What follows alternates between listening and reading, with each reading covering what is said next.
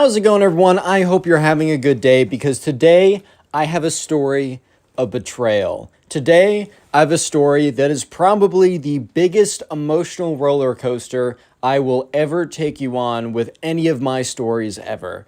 This is probably one of the best and the most interesting, and at the end, one of the saddest and most unfortunate stories I have ever told. So I suggest that, you find somewhere comfortable, maybe turn on a video game or start doing some artwork or something, or do something, because this is going to be quite the experience. Subscribe if you're new, and let's call the subscriber who submitted the story Kevin. So Kevin was dating this girl, Sarah. Sarah and Kevin had been dating for 4 years. At the time of this story, Kevin was a senior in high school. They started dating at the very end of 8th grade. Back then, Kevin and Sarah were very different people. Kevin and Sarah were, they were both very young. They were, very happy. They were full of life and all of that good stuff. And Kevin had more or less changed for the better, I would say. He described himself as becoming kind of more responsible, a bit more confident, a bit less juvenile. However, he still kind of said that he tried to keep his fun side. He tried to keep, try to keep that good side of him. However, over those 4 years, Kevin saw a change in his girlfriend, Sarah, a change for the worst, unfortunately. Sarah kind of, developed the mean girl's personality. Sarah didn't really care about any of that stuff when they first met in 8th grade. But over the years of high school, Sarah found a clique of girls, and those clique of girls kind of, built her down in a sense, and she built them down. And they definitely didn't build her up, or I guess tear her down. You didn't build her down, but essentially, right, Kevin noticed that over time, Sarah became more and more caught up in, drama and stuff that was really just unnecessary and petty, and that Sarah would, start to talk more and more, harshly about her friends, the people that Kevin thought, that Kevin saw her hang out with all the time, and really just kind of become more cruel and mean. That's something that just happens sometimes in high school. High school is a tough time, and, sometimes, people fall for the allure of being popular at the expense of their soul, in a sense. And that's a bit of an exaggeration because, dude, it's high school. After high school, a lot of people become chill again. But, Kevin was starting to feel, a little strain in their relationship. Sarah would, they would get into more fights and arguments. However, Sarah, which Kevin assumed was just to make sure that she saved face with, kind of her popularity and status, because Kevin was a somewhat popular football guy in the grade, that Sarah would refuse for them to ever break up. And Kevin never made an actual, attempt to break up. He kind of just assumed that before they went off to college, that they would be all set. Not that they'd be all set, but they would mutually agree to go to different places because they were not planning on going to the same college. And so Kevin was like, you know what, I'm not going to break up yet. This is fine. I still enjoy spending time with her, etc. like that. This whole story, that was a bit of backstory. This whole story starts one Friday night. So anyways, Kevin gets back home from school. He just finished up, a lot of his college apps. He's feeling good because this is fall of his senior year. And he just finished up a lot of his applications out to college. A few more to go, but he's feeling good. And he's ready to really just, have a lot of rest and relaxation. And he gets a text message from one of his friends. And we'll just call the friend Ben. And his friend Ben is like, bro, my parents are out for the week. I got the house to myself. I'm having a pretty crazy rager over at my house tonight. Party starts at 9, goes till when the last person leaves.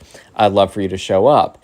And, Kevin responds, yeah, dude, of course, love to go. Yeah, that sounds great. And, Kevin, he's a little excited. He's going to be able to see his friends again. I mean, he's seen his friends, but, see them in a less formal, setting, like school or something like that. So Kevin gets all ready and, he gets his stuff together and, he gets in his car and he drives over to the party and he gets there around 9:30, 9:45. And, he's greeted at the door by Ben, his friend. And Ben's like, dude, Kevin, so excited for you to make it. This is great. Welcome, come on in. He's like, oh, yeah, your girlfriend Sarah's here, too. And he's like, oh, really? He's like, yeah, she kind of just showed up. And that was a little weird to Kevin because Kevin sent her a text, yo, you going to Ben's party? And she said, no. So, Kevin goes in there, starts talking to people, and sees Sarah, and goes up to her. And he's like, hey, like, I didn't think you were coming. And she's like, well, I'm allowed to change my mind, am I not? And Kevin's like, yeah, like, of course you're allowed to change your mind. Like, of course. I just thought you would tell me, because, like, it's kind of implied that I was coming. And she's like, yeah, well, I decided to come, and here we are, so might as well enjoy it. And Kevin's like, all right, that's fine. I'm enjoying myself. And then, Kevin and Sarah were kind of standing there. And it was, by the way, this was a very big house. That is an important detail. This kid had like pretty loaded parents. So they had a pretty big, crazy house, like a backyard with a pool and all that stuff. And, Kevin and Sarah were kind of standing there, and Sarah's like, can you go, like, talk to your friends or something? I want to, like, walk around and talk to people. Kevin's like, well, I mean, I could walk around with you. And Sarah's like, you know how that never works with my friends. You know how us never works, like, in a group, like my friends and you. It just doesn't mix that well. You have plenty of friends here. Why don't you go off and talk to them? Kevin was a little bit like, okay, whatever, like, fine. So Kevin's like, all right, well, that's fine. If you didn't want me here in the first place, you should have told me. And Sarah's like, that's not what I said. I just said I wanted to hang out with my friends. Is that so terrible? Is that so bad of me? And Kevin's like, stop overreacting. It's whatever. Fine, I'll go. That makes you happy. And she's like, well, it does, because I like seeing my friends. So Kevin goes over and he talks to some of his guys, and, he's like, yeah, so this is like, how's it going, everyone? How are college apps, all that kind of stuff. And they were like, dude, it's crazy. Like, this is ridiculous. I don't know why it's so hard. I don't know. Stuff like that. And, that's when Kevin sees his older brother, older by 6 months, right? Mike walk in as well. So Mike is the older brother. However, since there's only like a 6-7 month differential, they're in the same grade. They just don't share a lot of classes. So Mike walks in. Kevin's like, hey, what's good, Mike? And Mike's like, hey, Kevin, didn't know you'd be coming here tonight. He's like, yep, no, I'm here. So Mike walks in, and Mike kind of has a different friend group. Kevin and Mike are like, they're close, and they're cool enough at home, right? But they just hang out with different people. But they are brothers, right? They are biological brothers. They have that kind of instinct with each other. Like, yeah, they're brothers. Just that's an important detail for later on. Maybe you figured out a few context clues from the thumbnail of this video. But anyways, right? So, Mike goes in and just disappears into the party, and more people start like showing up. They start piling in. The party starts getting denser. There's like a lot of people in every single room. And that's when, like, Kevin, goes to the bathroom, and that's, when he's done in the bathroom, he opens it up, and his friend Ben is at the door. He's like, dude. And Kevin's like, what? He's like, dude, like, I don't know. There's, like, something really weird going on. And Kevin's like, bro, like, what's going on? Because at first Kevin thought, like, oh, maybe someone brought something they shouldn't have here, or maybe there's, like, a fight breaking out or something that, since he's kind of a bigger guy, he'd be able to help and go handle. And he goes up, he's like, dude, what is it? I'll help.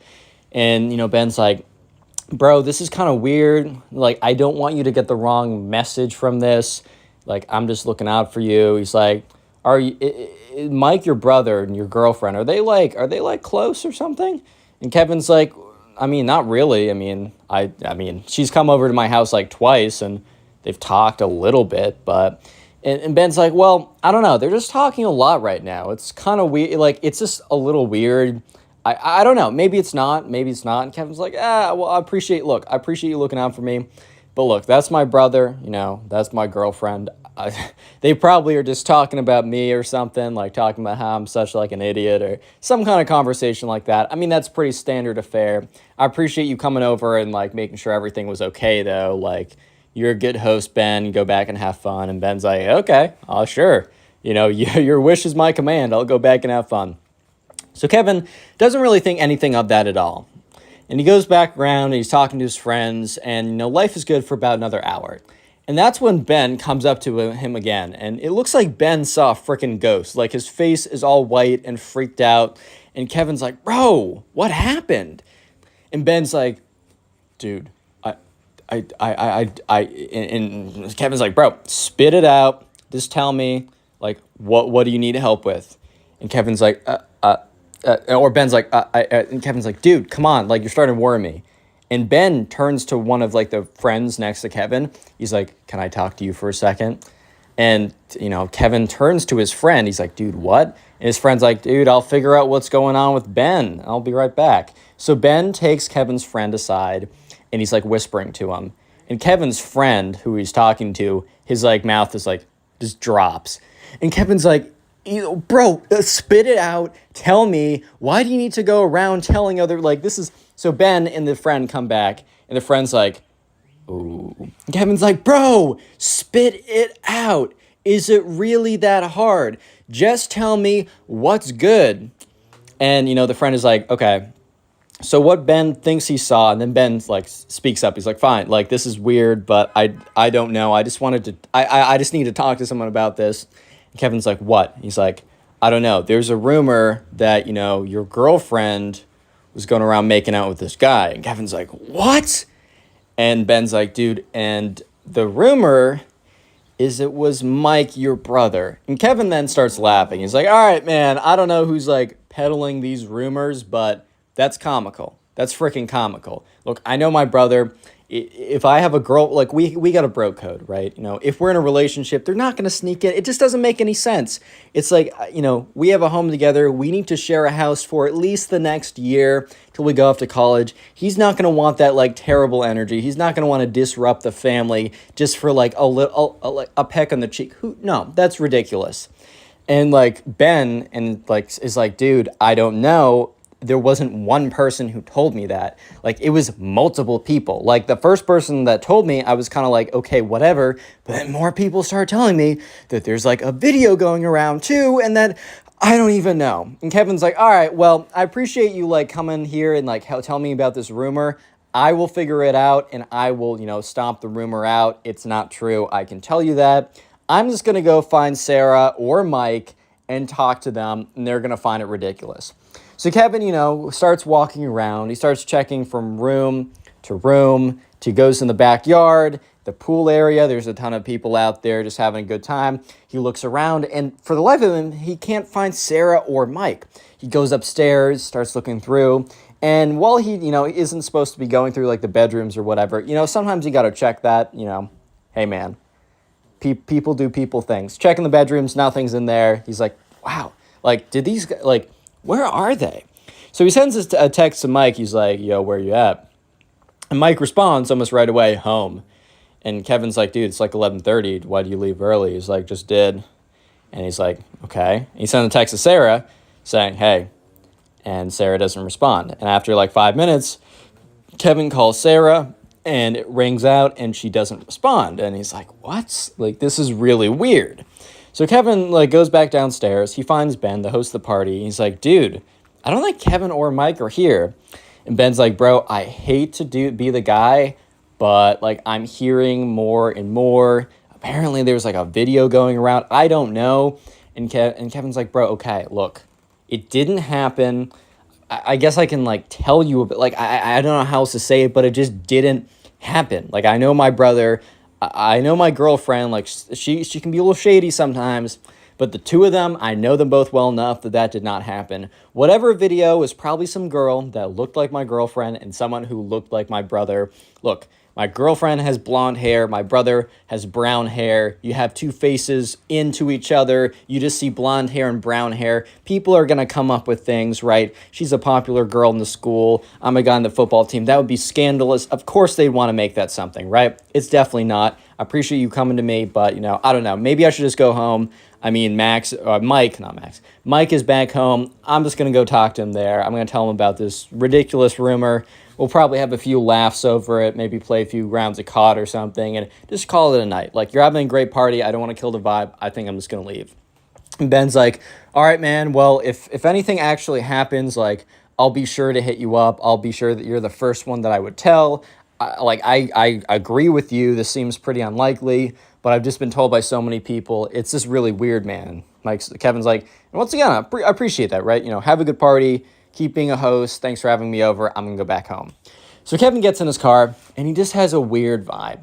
Because, I mean, yes, he doesn't believe that it's even possible that his girlfriend or his brother would do anything like this at all. But he's just kind of like, I don't know. So many people start saying stuff. He's like, you think you know people, but you never really know. But Kevin's like, no, this is ridiculous. Like, first of all, if there's a video, why didn't Ben get it? If everyone says that there's a video, why didn't anyone show Ben? Because if Ben saw the video, he would have told me. So this is ridiculous. So Kevin drives back home, pulls into the pulls into like kind of the parking lot, gets out, and sees the light in his brother's room still on, or is on. So he, opens the door, goes inside, and his parents are like, how's it going? Kevin's like, oh, pretty good. I'm just back. And they're like, you're back early, because Kevin's like, I'm going to be gone for a while. He's like, yeah, I don't know. Wasn't feeling it tonight. And they're like, all right, well, just let us know if you want to do anything, or we're going to be going to bed soon if you need anything, son. And he's like, no, I'm pretty good. So Kevin goes upstairs, goes into his room, throws his like wallet and keys or whatever into his room, and then goes over to Mike's room and knocks on the door. And Mike opens it. He's like, yo, what's up? And Kevin's like, so, hey, there's just this funny thing I wanted to tell you about. And Mike looks like visibly nervous. And that made Kevin feel weird. He's like, why is my brother geeking out right now? That makes absolutely no sense. This is weird. This is making me uncomfortable, but whatever. He's geeking out for some reason, but fine. I mean, I don't know. Maybe he's just worried about stuff. So he goes in, and he's like, dude, Mike, you're not going to believe this. Ben came up to me, and he says that all of these people have claimed to see you and my girlfriend making out, right?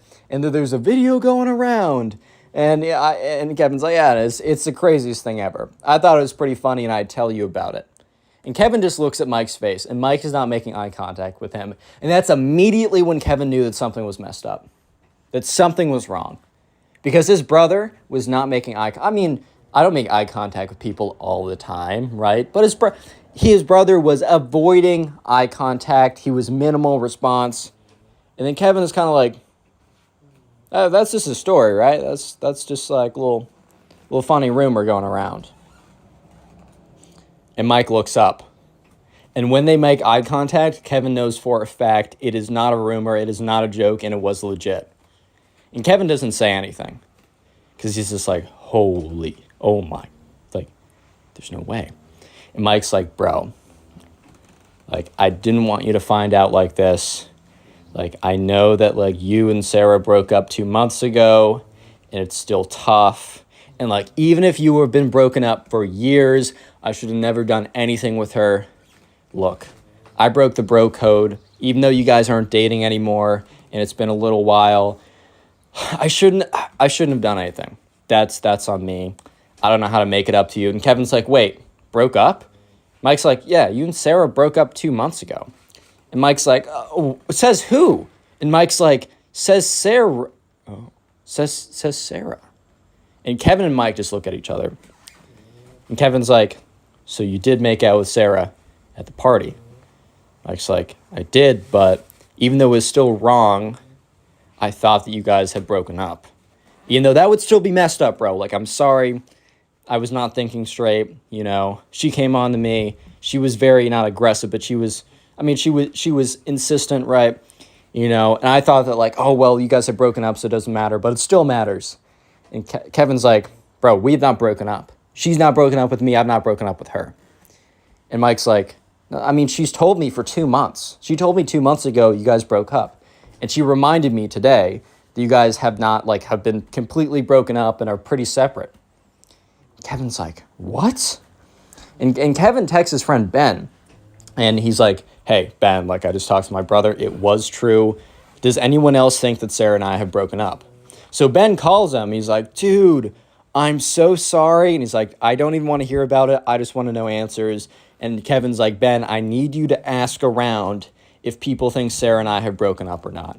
So Ben is like, all right, gets back to him like 15 minutes later. He's like, dude, every single person I've talked to hasn't heard a single thing about this quote-unquote breakup. Dude, you guys broke up? Is that why she was kissing your brother? And Kevin's like, no, we have not broken up yet.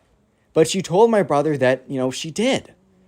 And, Kevin looks at Mike. He's like, dude, I don't know if I can trust you on that. Like, did she really say that, or are you just saying that to save face? And Mike's like, dude, it was messed up no matter what I did, but I would never do it if I thought you were still in a relationship. It was messed up in general because you weren't in a relationship before, and I'm sure that's breaking bro code, and I'm sorry, and we'll always have a bit of tension over that, but I did not do it because, like, I would never do it if I thought you were in a relationship and that I thought that I could harm that relationship. You got to believe me on this. And Kevin just looks at Mike, and he's like, bro, I do. If I find out you're lying here, it's done. Okay? And Mike's like, that's totally fair, man. That's totally fair.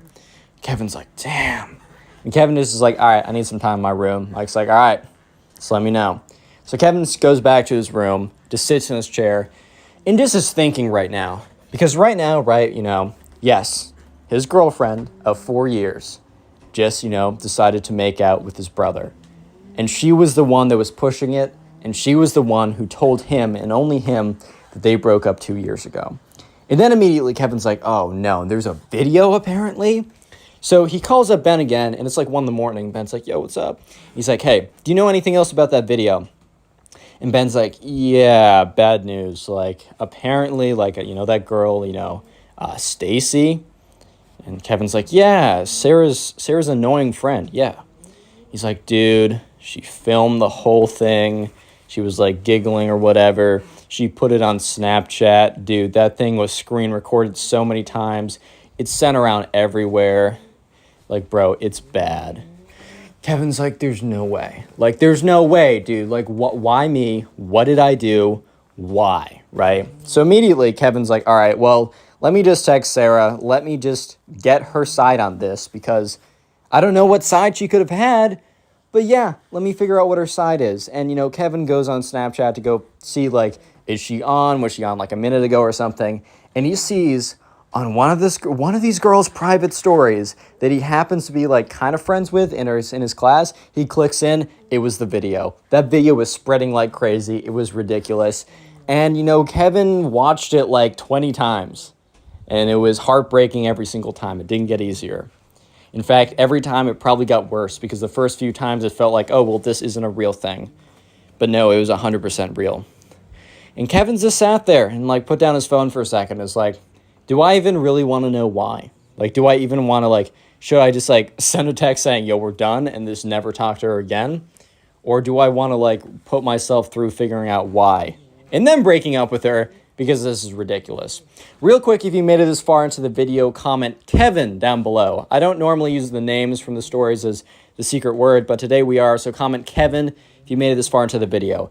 And if you want to support the channel and help the channel out, all you got to do is at some point, maybe after this video, or maybe later when you're playing a video game, drawing some artwork, or maybe when you're about to go to sleep and you need help going to sleep, sit down and watch a bunch of these videos, maybe 2 of these videos, 3, 4, 5, however many videos in a row. And make sure to go down and comment down below what you do while you watch these videos, and also how many videos have you watched today. I really want to know. I'll heart a bunch of comments. I'll reply to a bunch saying thank you, and just a big thank you to everyone for supporting the channel recently.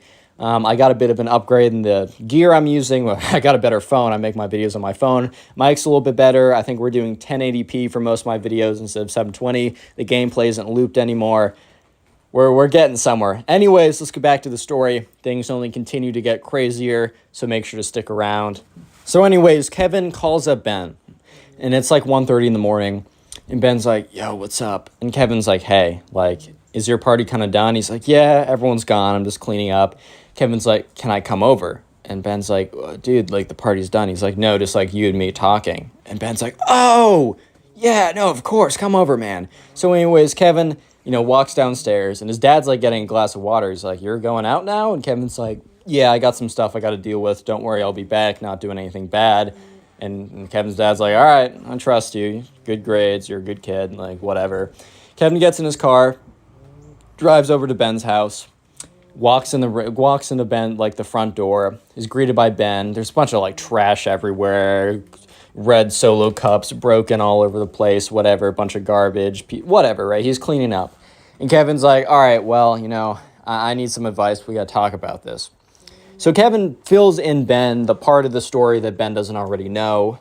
And, Ben is like, dude, that's messed up. And Kevin's like, I don't know why that happened. I don't know why, out of the blue, instead of breaking up with me first, she decides to convince my brother that we broke up and then seduce him, right? And then she must have known that her friend was taking a video. In fact, I don't think her friend would have taken a video and posted it without her explicit, not just consent, but, her telling her to do so. Kevin's like, this is the mastermind work of Sarah, bro. I've been telling you for a while that she's been getting meaner and meaner and meaner. And bro, this is like the amalgamation of all that meanness and cruelness. And why? Why? What did I do? Look, I'm not the perfect boyfriend. We get in a fight sometimes, but I'm fine. I don't do anything. I've never cheated on her. I don't even have that many friendships with girls anymore because I didn't want her to think of anything like that.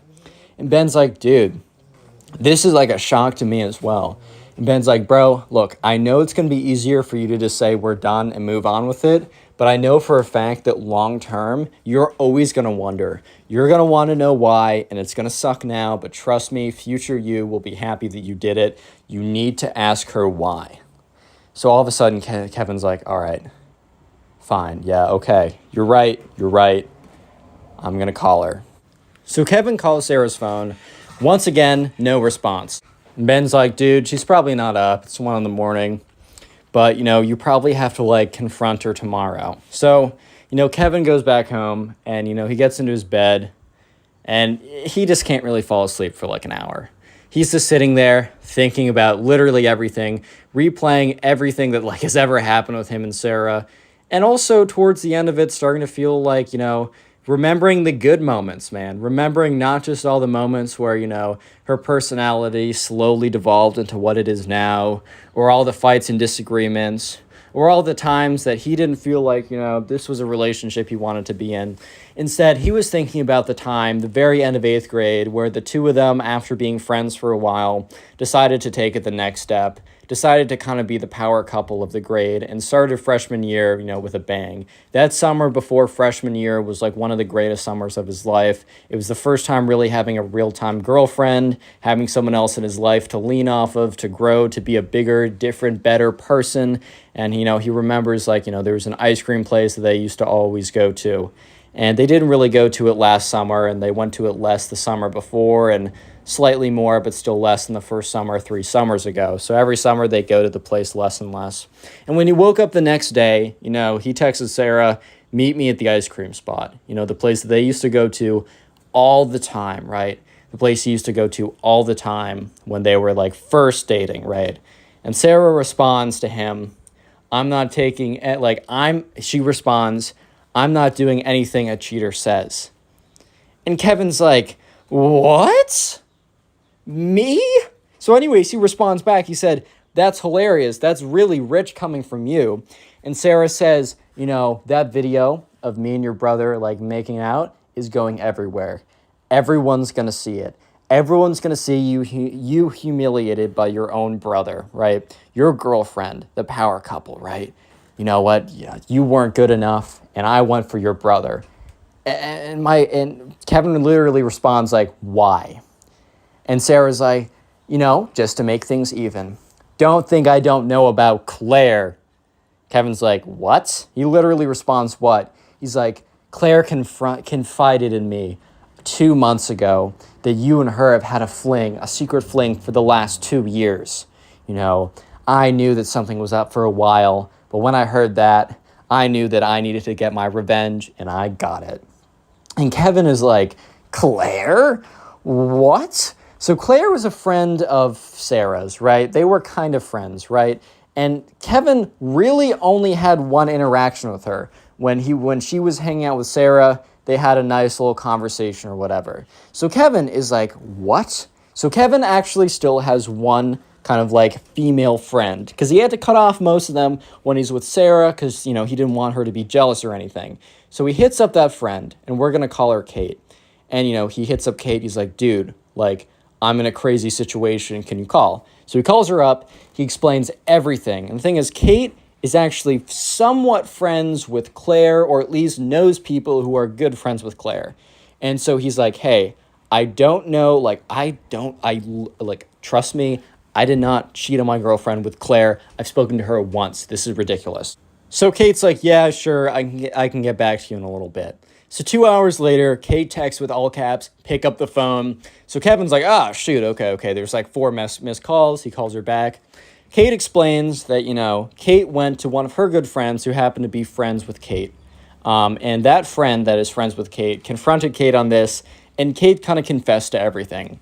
Kate had two motives for lying to Sarah. Because yes, no, Kevin and Kate had never had a fling at all. But Kate had two motives to lie to Sarah. The first motive is that she didn't like, how Sarah's attitude was changing and kind of the position of power she had. And that she thought that, if she toppled their relationship, Sarah and Kevin, that there would be a power vacuum and that she would basically be able to fill it. The second thing is that she didn't want to fill it alone. The high school queen and king, whatever power vacuum. She, in only one conversation, basically fell in love with Sarah's boyfriend, Kevin, and thought that if she could split them up, that she could truly then seduce him, and then she would be the queen of the high school for the rest of the year, as well as have Kevin be her power couple.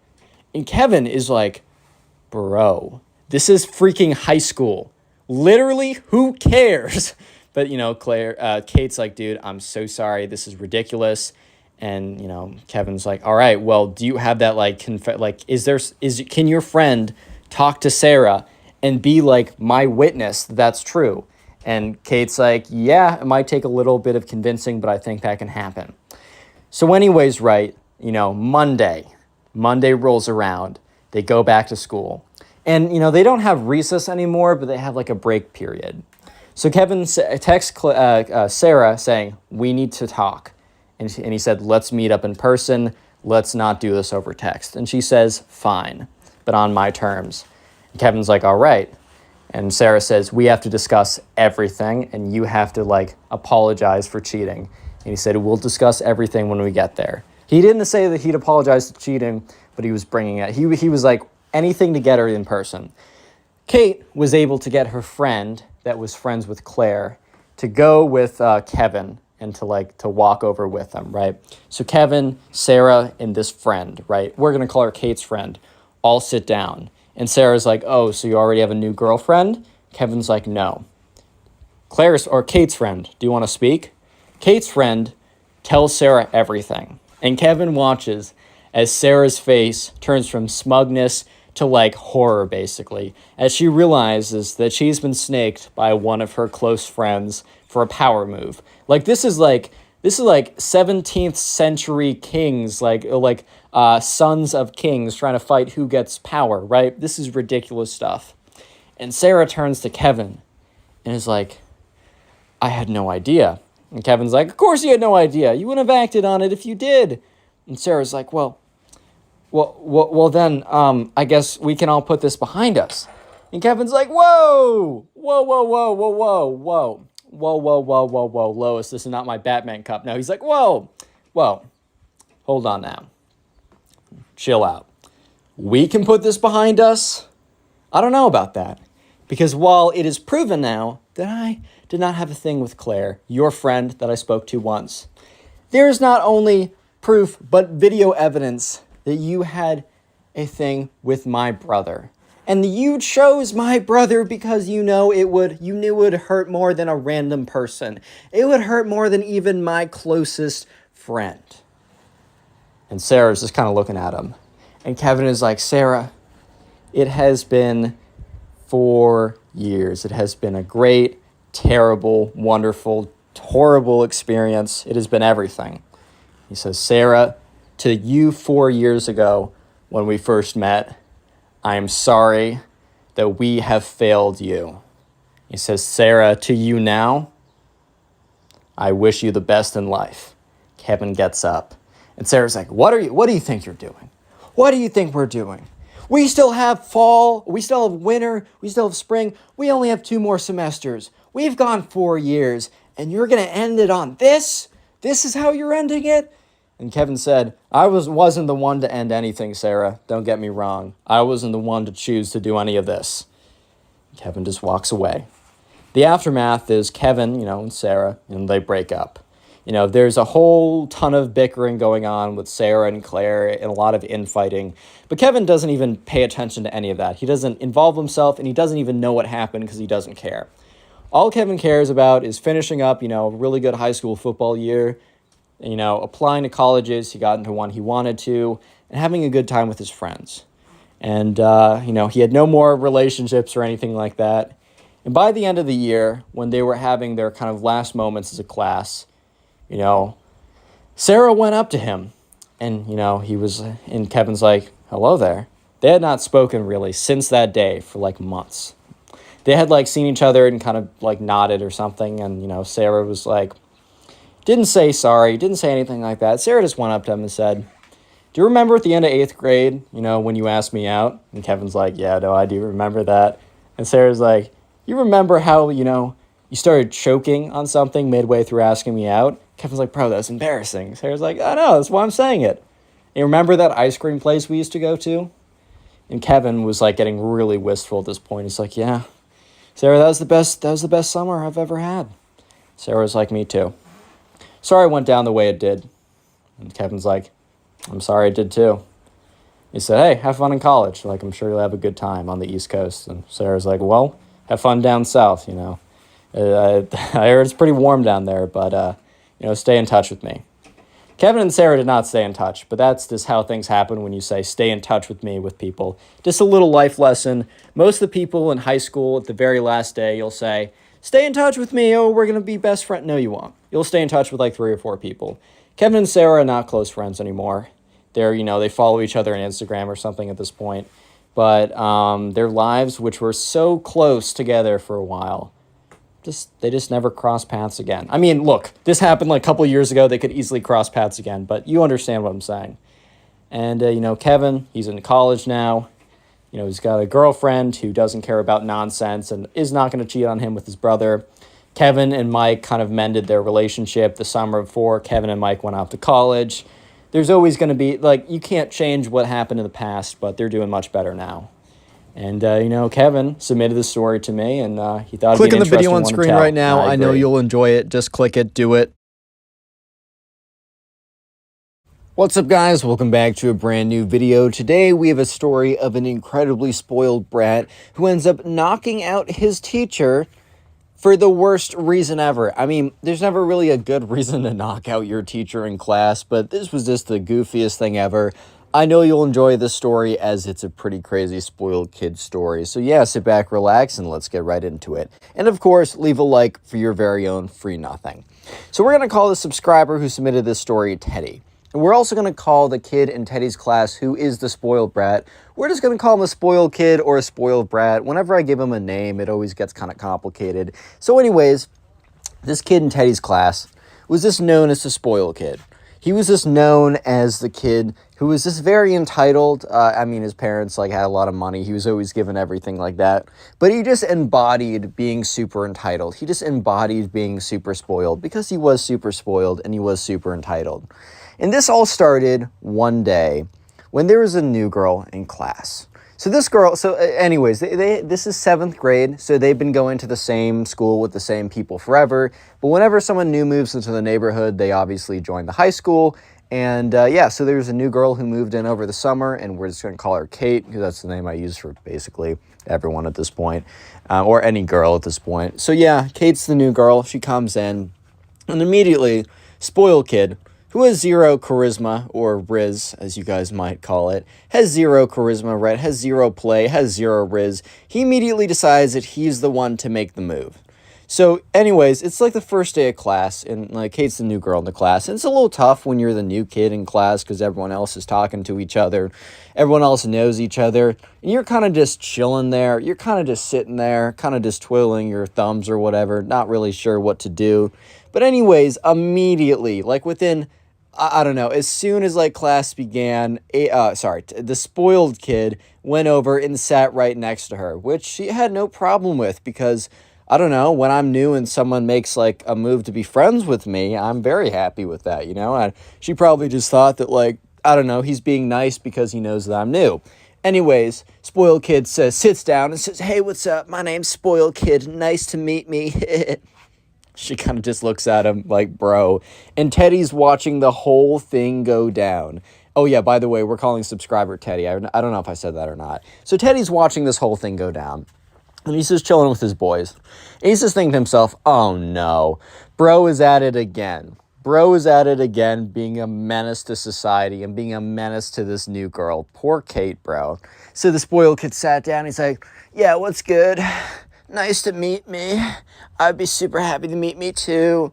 And she's like, he's like, yeah, so I just wanted to know if you wanted to go in a car ride with me on this Friday. It was like a Monday, so he's talking about like the upcoming Friday, implying like, do you want to basically go on a date with me? He's like, yeah, my car is pretty cool.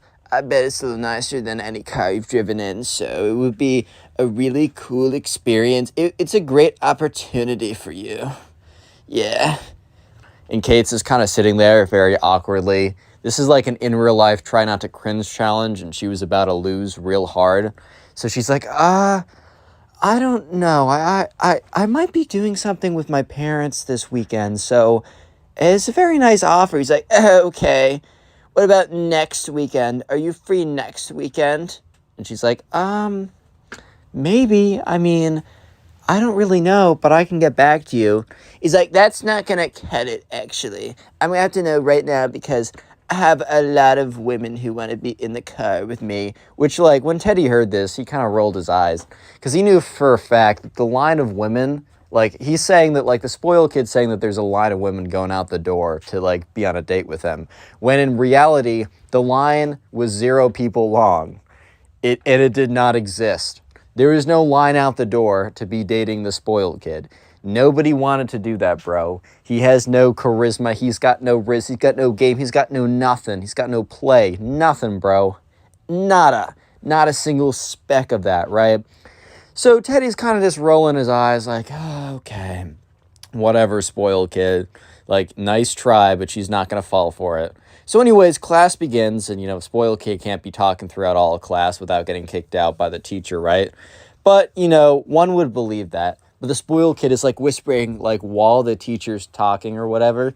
He's like, hey, what's up, Kate? Like, I just want to say you looked really good in your dress today. The teacher's like, sorry, spoiled kid, could you not talk during class, please? He's like, all right, sorry, teacher.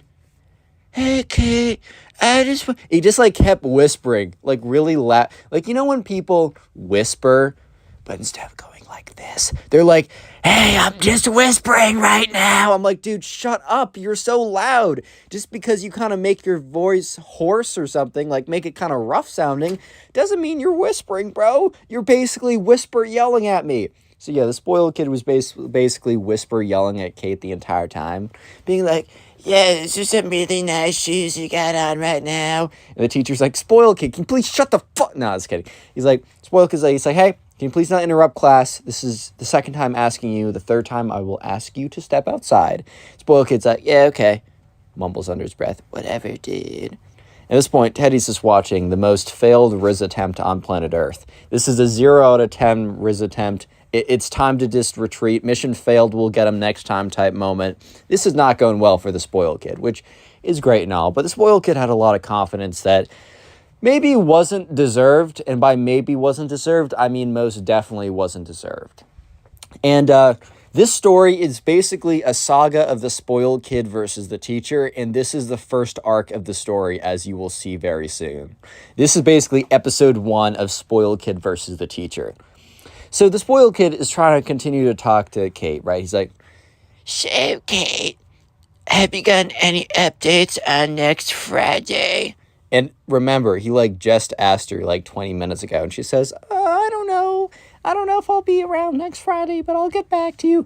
Dude, like, how is she supposed to know at this point? She's literally been sitting in class next to you for the last 20 minutes. She's not been on her phone. She's not been home. She's not talked to anyone. Like, literally no time has passed at all. And he's like, hey, Kate, I was wondering if Friday was free again. Like, of course it's not free, bro. You just asked. Chill out. And she kind of looks at him and shakes her head like, no, I don't know. And the teacher kind of notices the spoiled kid speak again, but I think the teacher wanted the spoiled kid, gave like the spoiled kid a unspoken like extra pass for that one. But obviously if you heard him speak again, it's time to get out of there, right? So the teacher's like speaking, talking about something. And at some point the teacher's like, oh, I'm so sorry, guys. I forgot to introduce our new student. I mean, I guess they were all new 7th graders. But, Kate was the only new girl in the class who wasn't there last year. So the teacher thought it would be a good idea to introduce her in front of everyone. So the teacher's like, all right, Kate, not to put too much of a spotlight on you. I know this is kind of stressful, new to you, but if you could stand up and introduce yourself to the class. She's like, hey guys, like my name's Kate. Like I'm new here. I just moved here. I like, I don't know, going on hikes. She just says stuff, right? And the spoiled kid speaks up. He's like, and she's gonna go on a date with me this Friday or next Friday in my really cool car. And Kate just turns bright red because one, that's just not what anyone said. Actually, that's what the spoiled kid said. That is not what she agreed to or had any idea was like the deal or whatever. And also, second of all, I think she realized pretty quickly that being associated with the spoiled kid was not really a great way to make a first impression of people. Like if people, like, guilty by association, like if you associate with someone or something that's not good, then you're just going to become not good by association to that thing or person. Yeah, I think she realized pretty quickly that being associated with the spoiled kid was just going to be a really bad call because, just like the way he acted for the last 30 minutes kind of gave her the idea that, that's not what's good, right? So everyone goes dead silent. It's not like they were talking before, but there's kind of like a lively silence and a very awkward dead silence. It went from like a normal silence to like pure silence as everyone's just like, what did this kid just say? The spoiled kid's like, yeah, you guys not hear me? Yeah, she's going on a date with me this next Friday. My really cool car. Yeah. And, Kate's like, well, I don't know if I agreed to that. And he's like, she totally wants to, guys, as you can tell. And the teacher clearly was not looking very happy. But he once again didn't say anything because he just kind of like bit his tongue or whatever. He's like, whatever. So she sits down and he goes back to teaching. And the spoiled kid leans over. He's like, hey, Kate, I just wanted like to make sure like next Friday still works with you as you said it would. And Kate's starting to get a little bit annoyed. She's like, I don't remember saying that it was okay. Like that, I never remember saying that I wanted to go on a date with you next Friday. I don't remember saying that. He's like, what? But in this time, the spoiled kid doesn't even start. He doesn't even whisper anymore. He just straight up is like, what? But I thought you said you wanted to go on a date. And the teacher turns around and is like, spoiled kid. And they kind of have a showdown. They're staring at each other. They're having a showdown. And the teacher's like, spoiled kid, I give you 2 warnings and let a lot of other things slip.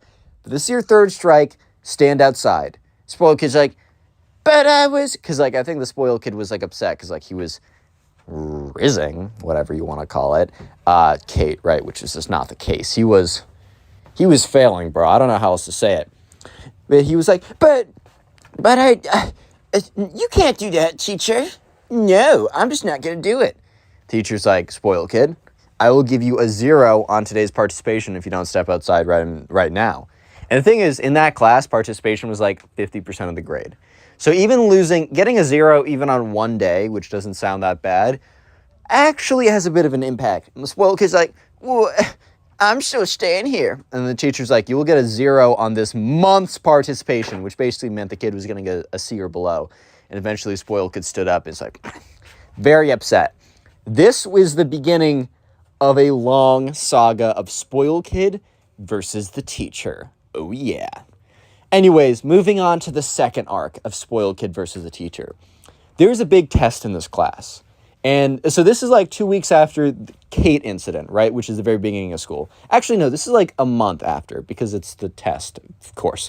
So the test, like the first kind of test or whatever, happens about a month into school. The spoiled kid and the teacher in this time period have had a few mini spats with each other. But the first big thing was the Kate one. And the second big thing that led up to the final explosion, a.k.a. him knocking out his teacher, which we'll get to, is pretty crazy. But the second thing that led up to that, the first thing being the Kate one, but the second thing is as follows. So they had a really massive test about a month into school. And, or like, I guess a test. All tests are kind of massive. You know, if you only have a couple and they count for a lot of your grade. Anyways, though, so the spoiled kid is just not paying attention in class the whole time.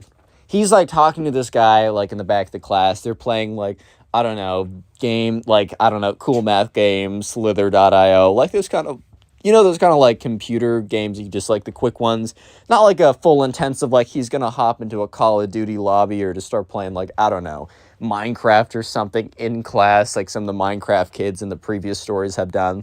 No, he's not that crazy. He's not that out there, but he is playing like those kind of discrete games that you just play in class. Like I've definitely done that a few times, but you know, for a fact, if there's a massive test that I'm preparing for, or there's something massive that like I actually got to pay attention in class, you know for a fact that I'm not going to be playing one of those little distraction games in class.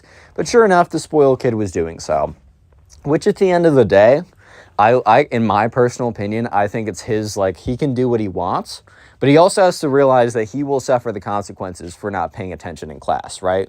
So sure enough, he does not pay any attention when the teacher is doing review. Like the teacher's legitimately doing just review for the test at this point. So yeah, it eventually comes to the day of the test, and the spoiled kid sits down, and he sits down next to Teddy, actually. Remember, the subscriber who submitted the story. You can submit your own stories to my Instagram or Twitter. Just follow me there and then DM me your story. So he sits down next to Teddy, and Teddy is aware that the spoiled kid has not been in class for like the entire week. Or he has been in class, but he's been mentally somewhere else, right? And Teddy kind of sits down next to him, and Teddy's totally prepared. He's going to kill it, or at least do all right. Like, if Teddy messes up big time and freezes and screws up everything, worst comes to worst, he might get a B. Like, he's going to kill it either way. And he sits down next to the spoiled kid. And the spoiled kid is, like, very clearly looking over at Teddy's paper. And Teddy, like, looks back at him, and they make eye contact. Like, the spoiled kid is looking down at Teddy's paper, looks up at Teddy, and Teddy's just staring him down. The spoiled kid's like, oops. So, yeah, Teddy kind of, like, moves his elbow so that it makes it very, very difficult, if not impossible, for the spoiled kid to read his answers. And the spoiled kid's like, oh, crap. So, yeah, the spoiled kid goes on to not really be able to answer any of the questions correctly. Yeah, the spoiled kid just kind of, like, fumbles around. He's like, well, maybe if I do... Wait, if this is multiple choice, can I just select all the answers and get partial credit? Damn it. Right, so the spoiled kid just does not do well on this test. And eventually, he has to hand it in, because he's the last one in class, scribbling it down, and the teacher picks it up. And, 3 days later, the teacher has all the tests graded, and the teacher's walking around the class, and the teacher's handing back these tests to all the students, right? So he hands them back to Teddy and his friends or whatever, and eventually gets over to the spoiled kid. And then when the spoiled kid gets it, he's like, crap, dude. And sure enough, right, spoiled kid's like, raises his hand, and he's like, Mr. Teacher, and the teacher turns around and is like, oh, yes. He's like, Sue, could you come over here for a second? I just have a question on number 3. And the teacher's like, oh, okay, whatever. Teacher walks over to Teddy. And, not Teddy, sorry, the spoiled kid, who is sitting not next to Teddy, but close enough that Teddy can overhear what's happening. And so the teacher comes over to the spoiled kid. The spoiled kid's like, hey, Mr. Teacher. So I'm not really that happy with the grade I got on the test. Could you help me out? Maybe bump me up 20 or so points? And Teddy, when he overheard this, is just like, hey, yo, bro, what? You want to bump you up 20 points? Huh? Do you think he just, like, pulls these grades out of his butt or something? You think he just, like, random number generates these grades? Like, bro, they're attached to something. What are you talking about? So, yeah, the teacher's like, no. I mean, spoiled kid really thought, like, oh, I could just pull this off. And that's when the spoiled kid says, well, I guess I thought you'd say that, so maybe this will help you reconsider. Spoiled kid reaches into his pocket, pulls out his wallet, opens it up, and takes out a $20 bill and starts waving it around. It's like, teacher, this will be in your desk by the end of the day if you promise that you will change my grade to a 100%. Not even bumping it up, just round it up to a 100%. And the teacher's looking at him with this blank face and is like, really? You're going to bribe me for a $20 bill? You know, if someone found this out, I could lose my entire job. I could lose my entire profession for $20. And spoiled kid's like, yeah, it's like a whole $20. I mean, you're a teacher, so what do you get paid? Like $25 a year or something? The teacher's like, no. And spoiled kid's like, what? Well, it's still a really good deal, and I would totally take it if I was you. And the teacher's like, no. First of all, I'm not gonna risk my job for $20. Second of all, on the principle of the matter, no, I'm not gonna do that.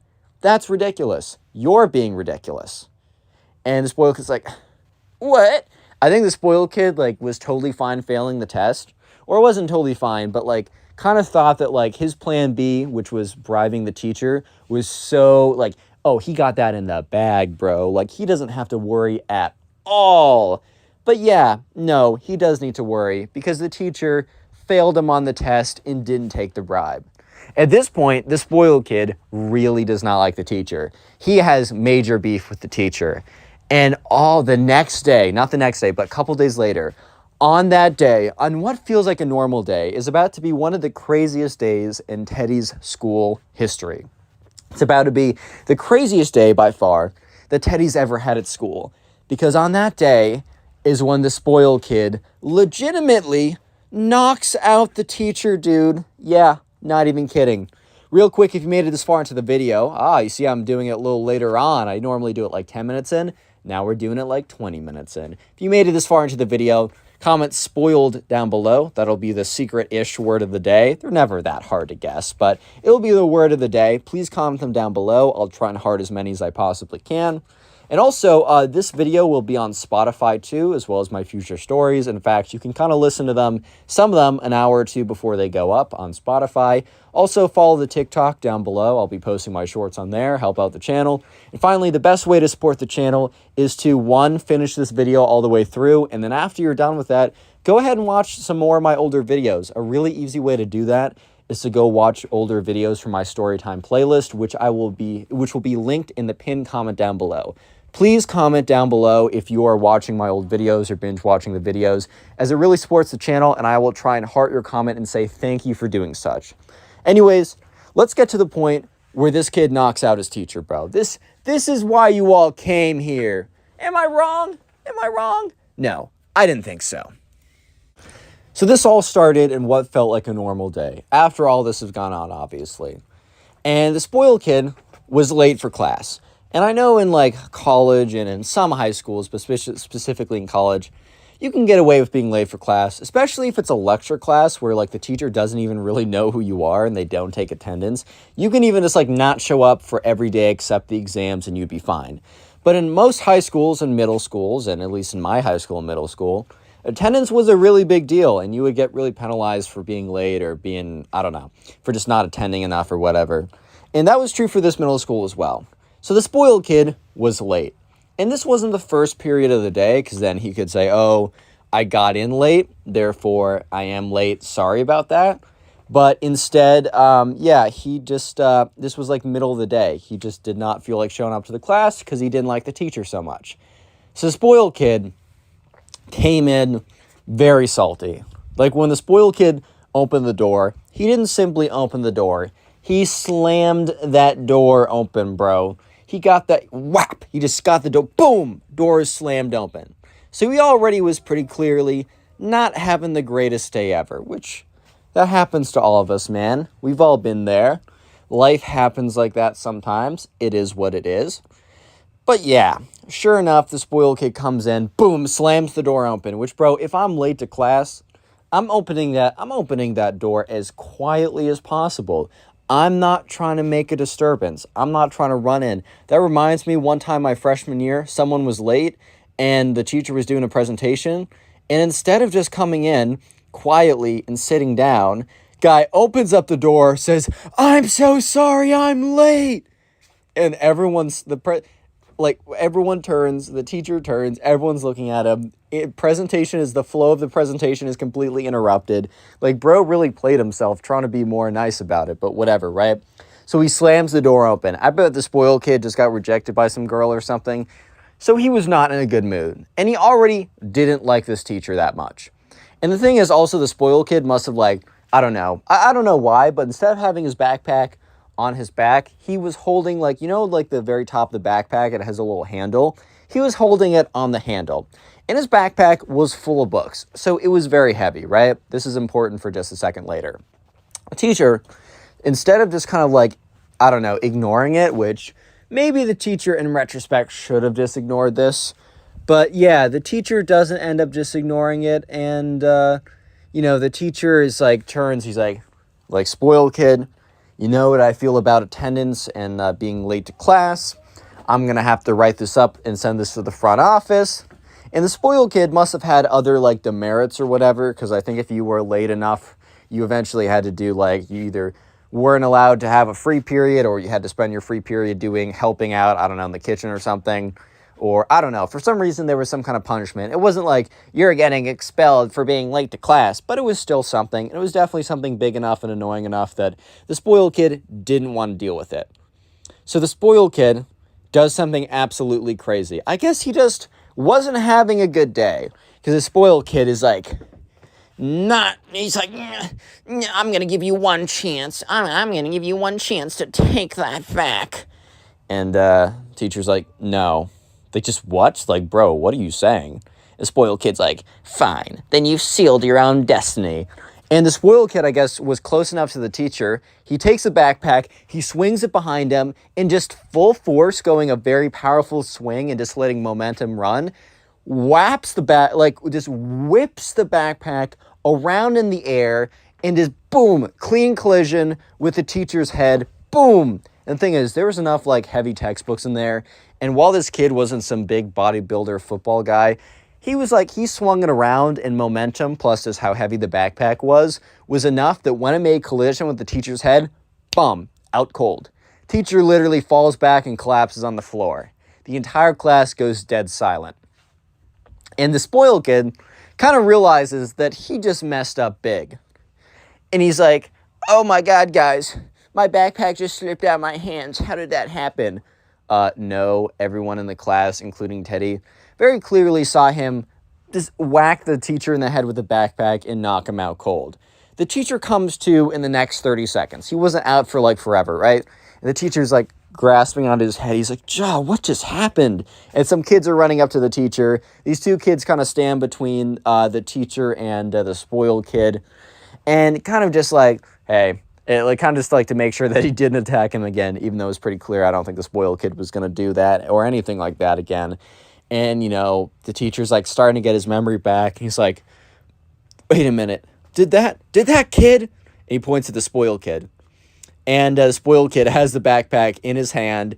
It's very clear that he's looking super guilty. And the teacher's like, give me my phone. So when the kid reaches over, gets his phone, the teacher calls up the security. He's like, I need you to come down to the class right now. So sure enough, a couple minutes later, teacher's still sitting on the floor. Two security guards come in and say, what happened? And the teacher says, yeah, see that kid right there? Points to the spoiled kid. He just hit me over the head with his backpack and knocked me out cold for 30 seconds or something. So immediately the two security guards go up to the spoiled kid. And the spoiled kid's like, guys, it slipped out of my hand. It wasn't my fault. And just literally grab his backpack and then grab him basically. And are pushing him out into the hallway. He's like, guys, no, it slipped out of my hand. It wasn't my fault. And so yeah, all the kids were just kind of sitting there. And the teacher's like, oh God, I should really get this checked up. Teacher says, all right, guys, I did have a lesson plan today, but I should really just go to the health center, get this checked up, maybe get some aspirin. My head is not feeling great. Maybe get a concussion test. I don't even know at this point. Anyways, class is canceled today. Go about your business, whatever you're gonna do, and So the spoiled kid was suspended for an entire week. He was also forced to sit in the back of the class, and it was very awkward for the rest of that year. And that is the saga of the spoiled kid versus Click on the video teacher. on screen right now. I know you'll enjoy it. Just click it. Do it. Today we got a story time of a Minecraft kid who smashes the subscriber's computer because he gets jealous. Yeah, this is a pretty crazy story. Don't worry, the Minecraft kid doesn't get away with it entirely. I mean, he smashes his computer, so that's pretty bad enough. But it's not like the Minecraft kid then goes ahead and just, doesn't get in trouble. This is a satisfying ending, even though the computer is still smashed. So yeah, I know you enjoy it, so sit back, relax, subscribe if you're new. Leave a like in the video to claim your free nothing. With that being said, let's just jump right into it. But anyways, we're calling this guy Brendan who submitted this story. So anyways, Brendan was in class or was in the same grade as this kid who we're going to call the Minecraft kid, because his entire identity was kind of like around being super great at Minecraft, player versus player battles. He was known as the one who was so great. So anyways, right, people just called him Minecraft kid. But anyways, there's also a girl who we're going to call Haley, because that may or may not be the girl I'm trying to marry in Stardew Valley right now. I gave her the bouquet. I'm winning, guys. Anyway, great game, by the way. I should stop getting distracted. Watch time will be bad. Anyways, there's this girl who we're going to call Haley, and both Brendan and the Minecraft kid had an interest in her. The difference was Brendan actually talked to her. Little pro tip for getting the ladies from the ConnorPugs YouTube channel. #1 dating advice YouTube channel on all of YouTube and the internet. If you want to get to know them, talk to them. Yes, believe it or not. Wow. But anyways, right, Brendan actually talked to Haley, and they were getting along pretty well, and the Minecraft kid literally never did. The Minecraft kid thought that his magical and powerful skills at Minecraft would literally just be so great and so wonderful and so enticing to the women, right, that he wouldn't have to talk to Haley to make her fall in love with him. She would just see his epic PvP Bed Wars abilities, and she would be like, "Oh my God, I'm not throwing in that joke. Never mind. I got a family-friendly audience on here. I forgot." Anyways, right, so the Minecraft kid was aware that Brendan was probably also trying to go for Haley because Brendan was talking to her all the time.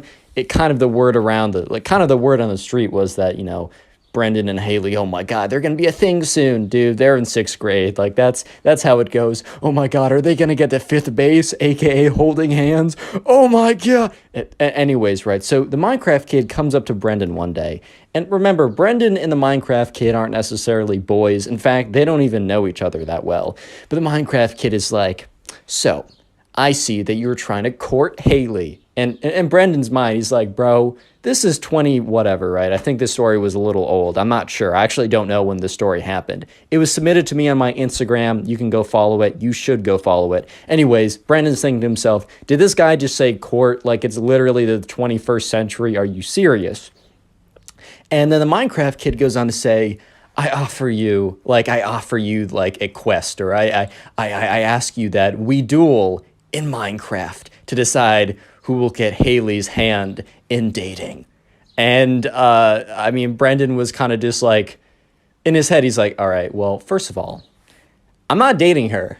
Second of all, the winner of a Minecraft PvP battle is not going to decide who she decides, right? It's not up to them. This isn't like, I don't know, the barbaric era of like, oh yeah, like, I actually have, like, all men have control, women have no say. Like, oh, I want to marry you, so you're marrying me. And also, I don't think there ever was an era where you did PvP battles to decide who was, like, who would marry the girl. I'm better at Minecraft, I get all the women. Nah, that's never been true. It doesn't matter what parallel universe or anything like that you go into, man. I am sorry, Minecraft sweats. I am so sorry.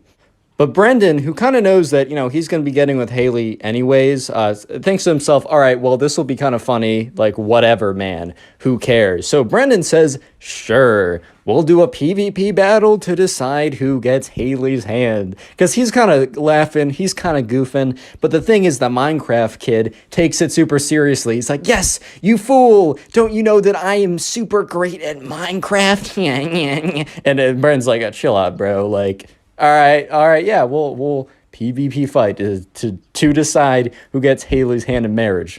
Lol, like, okay. So sure enough, the Minecraft kid is like, all right, tomorrow at recess, we go to the table. Basically, at their school, there was a table where if kids wanted to bring in their computers, if they were in the 6th grade or higher, they could, and they could play on them. I know at my school, you weren't even allowed to have your phone out, but I guess each school's a little different. So basically, right, the next day rolls around, and Brendan and the Minecraft kid, they both bring their gaming setups, which I guess both of them have laptops, because I play Minecraft on a laptop, man. I don't have a desktop.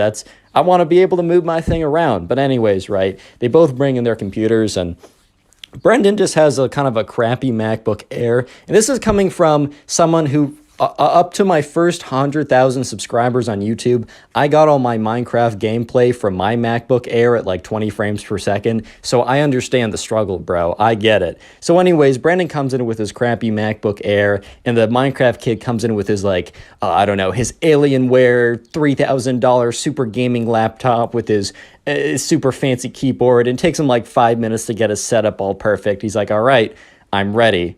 And so sure enough, they both sit down, and Brendan is like, all right, so how are we doing this? And the Minecraft kid is like, all right, we're going to play one game of Bed Wars. Yeah, Bed Wars. And, at first Brendan was like, bro, how are we going to do that? But then the Minecraft kid said that he had the like MVP++ rank on Hypixel, which Hypixel is a server that lets you play Bed Wars, which is the game I was playing in the very beginning. And if you have plus like MVP++, you can make private games where it's just you and your friends. So anyways, the Minecraft kid, sent a duel request to Brendan or a Bed Wars party, whatever. Anyways, all you got to know is they were playing Minecraft and they were playing Bed Wars, and it was just them. It was just Brendan and the Minecraft kid in a game. And sure enough, they enter the Bed Wars game, and they're doing the stuff you do in Bed Wars, put down the bed defense. And you know what happens? Brendan is at middle. He's gathering emeralds, which is a good material to get. However, his bed was exposed, or he wasn't at his bed. He saw a bed destroyed message, which basically means in Bed Wars, if your bed breaks, you will not respawn. So sure enough, the Minecraft kid had God bridged over with his crazy 10,000 clicks per second mouse, definitely using vape or something, but whatever, man. And so sure enough, the Minecraft kid comes to middle, and Brendan and him, they show down for a PvP fight. They're going to decide who gets Haley, even though Brendan knows that one, he's not good at Minecraft, and the Minecraft kid is, and two, this will not decide who gets Haley. This is hilarious. He just did it because it's funny, lol. So anyways, they enter their PvP battle, and they go in, and Brendan loses because he is just simply worse. And the Minecraft kid, after, hitting, Brendan enough times with a sword that he dies, is like, yes, Haley is mine. And everyone because remember, it's a recess time, because dude, they had I don't know if it's called recess, but they had like a break period.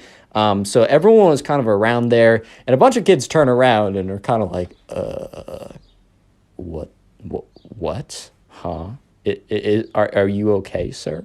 And sure enough, the Minecraft kid is like, you fool, you should never have dueled me for Haley's hand in dating in Minecraft. You should have known by my reputation that I would have absolutely slapped you. And Brendan looks at him with this face of like, yeah, man. That sucks. Wow. That is just too bad.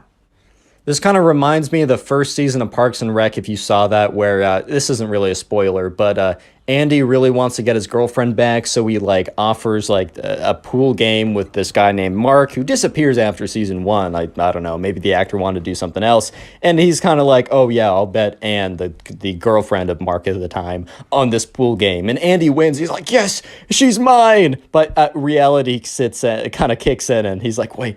Huh? But I won her fair and square. Same thing here. So the Minecraft kid is still Fortnite doing the little dances, doing the L dance, doing the little other cringe stuff. He's like, Haley is mine. I didn't even have to talk to her, and she's gonna be my girlfriend. I'm gonna go to 10th base and hold her hand. and Brendan at this point is really trying to hold back a smile. He's like, all right, this is so funny, dude. Don't blow it. Don't make it apparent. And he's like, yeah, man, you totally, oh man, I can't do this. You totally won. I can't do this, man. He's really trying to do it. He's like, yeah, you totally won Haley's hand in dating because you beat me in Minecraft. Yep, that's totally what happened. Holding back the laughter, holding back the tears at this point. And sure enough, right, Brendan's like, all right, man, go ahead. And he's like, yes, I'm gonna tell everyone about my victory dance so so everyone knows that you lost to me in Minecraft, and that's why Haley is mine. The Minecraft kid runs away to go tell his other friends. Well, I don't know about that. I think his friends are his Bed Wars win streak and nothing else. But whatever, right? So Brendan goes over and finds Haley. Says, hey, so I just played this guy because he wanted to duel me for your hand in dating. And Haley's like, what? And Brendan's like, yeah, I thought it'd be funny. So, by the way, I lost the duel because obviously you can't do that, but I thought it was funny. And I lost. So he's going to come over to claim his prize, I guess? And Haley's like, all right, well, this is kind of funny, but this is an awkward situation. And Brendan's like, yeah, I probably should have told you about this beforehand. If you need me to be here, I can subvert. I can come in and help you with the situation. She's like, all right, well, thanks for giving me context, I guess. So sure enough, a little while later, the Minecraft kid comes around and he finds Haley. And he comes up to her and he says, so, Haley, did you hear the news? This might be the first time the Minecraft kid ever spoke to Haley in his life. He was too busy sweating at Minecraft to even bother with the ladies. They'll come to me, man. I got a Bed Wars win streak. Real quick, comment Bed Wars down below. That'll be the secret word of the day. And if you want to help the channel out, go ahead and binge watch some more videos after this one or when you're doing something else. And let me know in the comment section if you do so I can say thank you. Anyways, right, so the Minecraft kid's like, so Haley, did you hear the news? And she's like, well, I was told that you and Brendan had a little Minecraft video game session and that you won and that you now think that I'm your girlfriend. And the Minecraft kid's like, that is exactly what happened. You're so observant. You'll be a great girlfriend. And Haley's like, dude, like, that's not how it works. And the Minecraft kid's like, we had an agreement. And Haley's like, yeah, well, I wasn't part of that agreement. Do you think Brendan or you have the right to me as a girlfriend? And this is what the Minecraft kid starting to piece together that his offer to duel Brendan made literally no sense. He's like, oh, well, so when we were playing, Minecraft, I beat Brendan.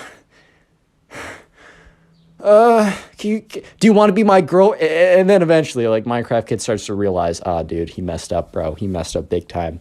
And he's like, wait, did Brendan, wait, who told you? And, at this point, she was like, Haley was like, yeah, so Brendan told me about this.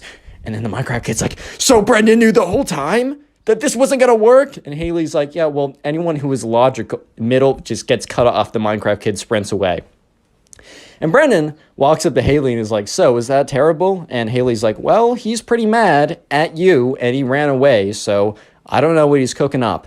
And that's when that's when Brendan and Haley and everyone else in the room heard a noise. The noise was something being thrown on the ground, smashing and flying into a million pieces. And that's when Brendan walks out and Haley walks out too. Basically, everyone walks out. And they see the Minecraft kid standing above a pile of disk computer parts. And that's when, at first, Brendan thinks, oh my God, he smashed his computer out of rage. But Brendan looked at the table to see that the Minecraft kid's computer was still there. And in fact, the only computer missing was his. And that's when he realized that the Minecraft kid obliterated his MacBook. And there was a teacher present. So the teacher was like, Brad, like, Minecraft kid, like, what did you just do? And Brendan speaks up and says, he just smashed my MacBook. And all of a sudden, the teacher looks at Brendan and looks at the Minecraft kid and says, you two, come with me. Sure enough, teacher brings him to the principal's office. Principal's office hears what the teacher says. She hears both sides, which the Minecraft kid literally has nothing to say. Like, what are you going to say, dude? And yeah, parents were called. And the Minecraft kid's mom had to reimburse Brendan's mom to buy a new computer. The Minecraft kid had to write a formal apology to Brendan and also write a formal, and actually both of them had to write a formal apology to Haley because Brendan had to explain the situation and the teacher's like, dude, that's not cool. And also the Minecraft kid got a week of detention for this. So moral of the story is, one, if you're just playing Minecraft all day, that may not be the most ideal or most optimal strategy to get the ladies to love you. Maybe I'm wrong, man. Maybe I'm wrong. Don't listen to me. I don't know. Today we get a story of probably the cringiest emo kid, and when I say the cringiest, I mean the cringiest emo kid of all time. Leave a like in the video to claim your free nothing, and let's call today's subscriber, let's call him Daniel. So anyways, right, one day Daniel was in the mall with his friends, And Daniel and his friends decide that they want to go into Zoomies, which is it's a store that has like a lot of like skater type clothes. They also like, I used to go in there a little bit, even though I was never kind of like a skater kid. I just like the shirts with the cats with the middle fingers in them. I always thought those shirts were pretty funny, and honestly, I'd probably rock one of those today if I still had some of those shirts with me. But anyways, right, Daniel and his friends, you know, they decide to go into the store, and they're kind of just looking around, browsing the t-shirts, looking if there's anything they want to buy. And Daniel kind of goes towards the back of the store, and towards the back of the store is where there's a bunch of skateboards or whatever, and there's these two kids, and they're like long dark hair. There's like I don't know, a lot of like black eyeshadow and makeup, all black clothing, kind of like dripped out with like skull chains, whatever, dude, just like kind of looking like this guy.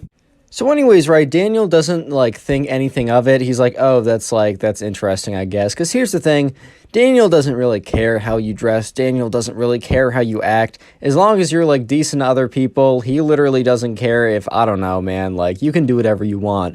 But anyways, Daniel's kind of walking towards the back of the store when he sees one of the two emo kids look at him, go up to him, and hold out their hand, kind of like someone, like, you know, the traffic guards like go out and hold up their hand to say stop, and the emo kid's like, hey bro, only emo kids back here, you wouldn't get us anyways.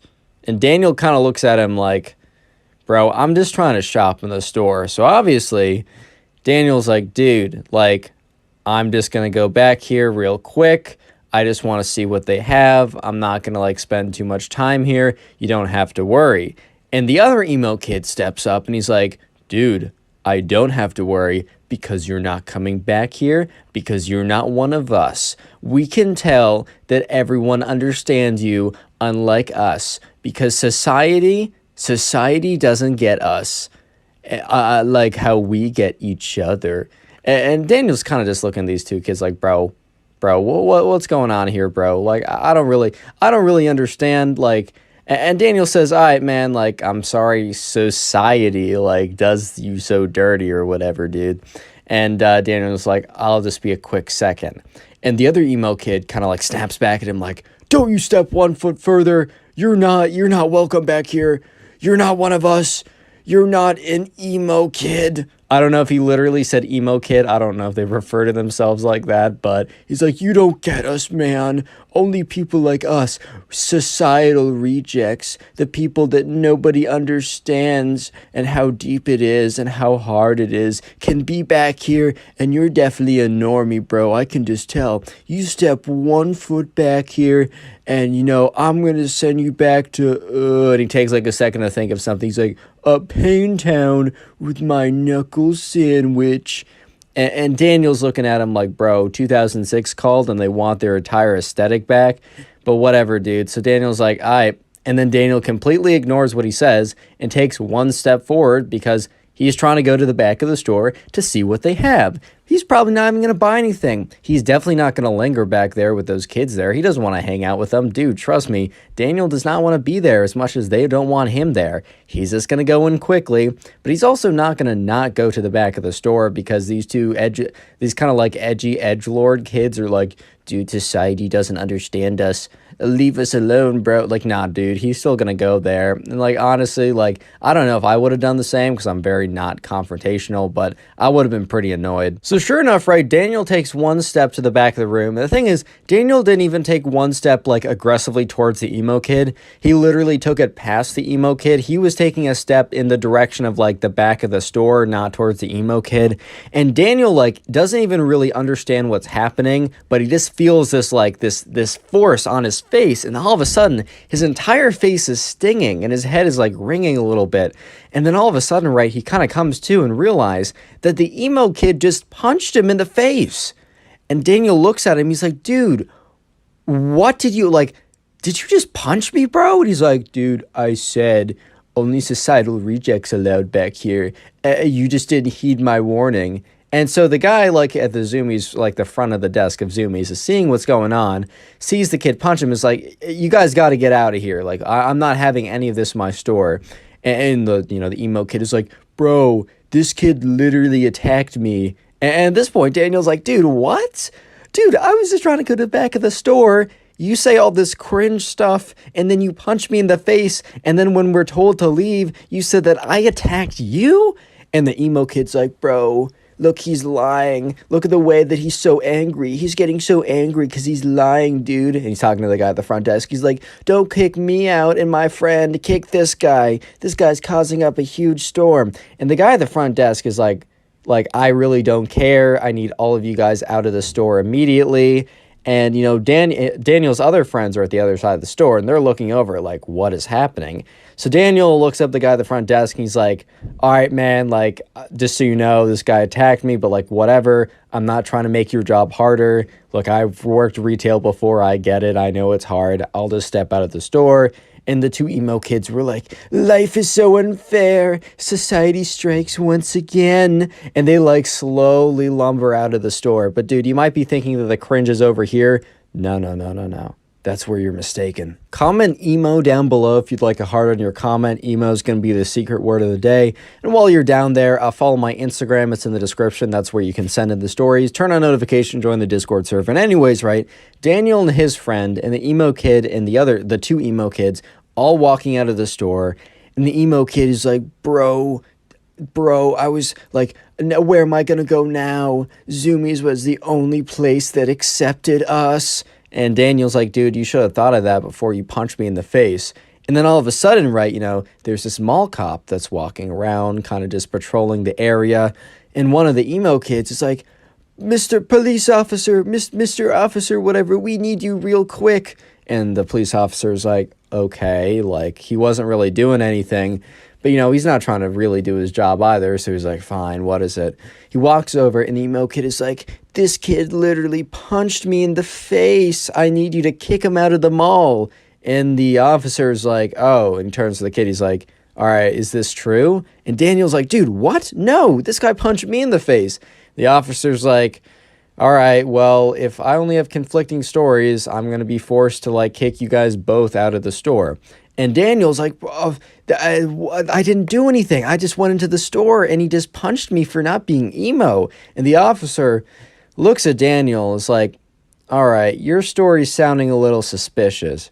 You're telling me that this kid punched you because you aren't, like, emo or something? I don't think I can believe that, man. And Daniel at this point is like, kind of like, he's like, Daniel's lost for words because this is like the craziest thing that's ever happened. However, shout out to Daniel's friend, because Daniel's friend is like, hey, I saw a security camera in there. Like, I'm pretty sure that whatever altercation happened was caught on camera. And as he said that, one of the emo kids, like, their faces both dropped. And the officer's like, oh, yeah, like, I can actually, like, it's pretty easy for me to request that. And if it's a certain type of camera, they can actually play it back directly in the store. And they, you know, they walk back into the store, and the guy behind the cash register is like, oh, you guys are back already? And then he looks at the officer. He's like, oh, boy, what did you guys do now? And so anyways, the officer goes into the store, goes up to the register, and asks the guy if he can see, like, the camera. There was some kind of camera that was able to, like, you could play it back instantly or something. Or it's very easy for the officer to check the cameras on site. So anyways, he goes to the footage, looks back at it, is looking at the kids, like, kind of like looking at the camera, then looking at the kids, kind of to make sure that he's, like, seeing who is who. And he puts down the camera, and he looks at Daniel, and he's like, all right, son, like, you can go, like, you can do whatever you want. And then he turns to the emo kid, and he's like, why? He just says, why? Like, why would you call me over when it's very clear that, like, this, like, you confronted this kid, and then you punched him square in the face. He didn't even, like, return a punch to defend himself, which, if he did, I'd still have to kick him out of the mall, but that would have been more understandable. Like, why would you call attention, like, to this whole situation? And, you know, you're gonna get kicked out of the mall because I'm gonna have to do that. It's part of my job. And the emo kid is just like, society once again strikes. No one understands me. And the two emo kids are like, ugh, society. And the police officer looks at the emo kids and is like, guys, this is not society doing you wrong. You literally punched some guy in the face and then told a police officer that, like, or a mall cop that he punched you. And then when you got caught on your lies and got caught, like, attacking someone, you're shocked that you got kicked out. Are you serious? And once again, the emo kid is like, Society, you wouldn't get it, bro. Click on the video on screen right now. I know you'll enjoy it. Just click it, do it. How's it going, everyone? I hope you're having a good day. Today we got some crazy emo kid stories that I know for a fact you will enjoy. So sit back, relax, subscribe to the channel if you're new, and let's call the first subscriber who submitted this story Hank. By the way, all these episodes are on Spotify, and they normally come out a couple hours early on Spotify, so make sure to check that out. First link in the description. Anyways, back to the story. So we're going to call the first subscriber who submitted the story Hank. And anyways, this all happened when Hank was shopping at the mall. So Hank used to always go to the mall to shop with his friends. You know, it was just a fun place to hang out. They didn't really have a lot of other places that they could go in the town that they lived in, so the mall was probably their best bet.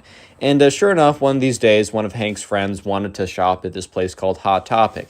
If you don't know, Hot Topic's a place where they have a lot of t-shirts and other kind of apparel that is very, I don't know, like fast fashion-y, brand-centric. Like, it's very much like, you'll have a lot of different brands, or kind of like, you'll find a lot of band t-shirts, a lot of kind of like, okay, so a lot of different stuff's at Hot Topic, but one kind of theme of clothing that you'll see at Hot Topic is emo style clothing, if that makes sense. So like really black clothing, edgy clothing, stuff like that. And just so you know, like, I have nothing against it if you dress like that. I think it's a cool enough style. I think you're fine if you, even if you identify as like, oh, I'm emo in the way I dress or act or whatever. I don't really care. Live your life.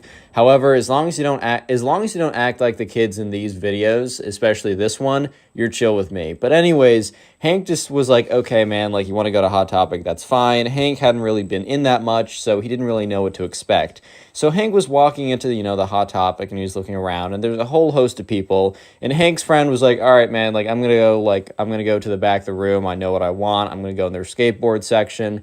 You can kind of just wander around here. I'll be out when I'm done. So Hank was totally fine with this, and Hank kind of like was wandering around, and he walked over to one of the t-shirt aisles, or one of the t-shirt rack aisles, and that's when he accidentally bumped into this kid. And this kid turns around. And just to paint the picture, this kid has super long black hair. He's got like black mascara on, black lipstick. He's got black painted nails. He's got a spiky collar. He's got like a black band t-shirt. He's got like long black jeans, and then those like big black stomper boots. I don't know if you know what I know, like if you know what I mean, but like those big, kind of like those big rubber black boots that are pretty popular right now. And he turns around and he's like, dude, what the heck, bro? And Hank's just like, all right, my fault. Like, I didn't mean to bump into you like that. I was just looking around and wasn't paying attention. And the emo kid's like, dude, you're like, shut up, bro. Hank's kind of just looking at him like, I don't really know what you mean. Like, I didn't do anything. Like, are you good?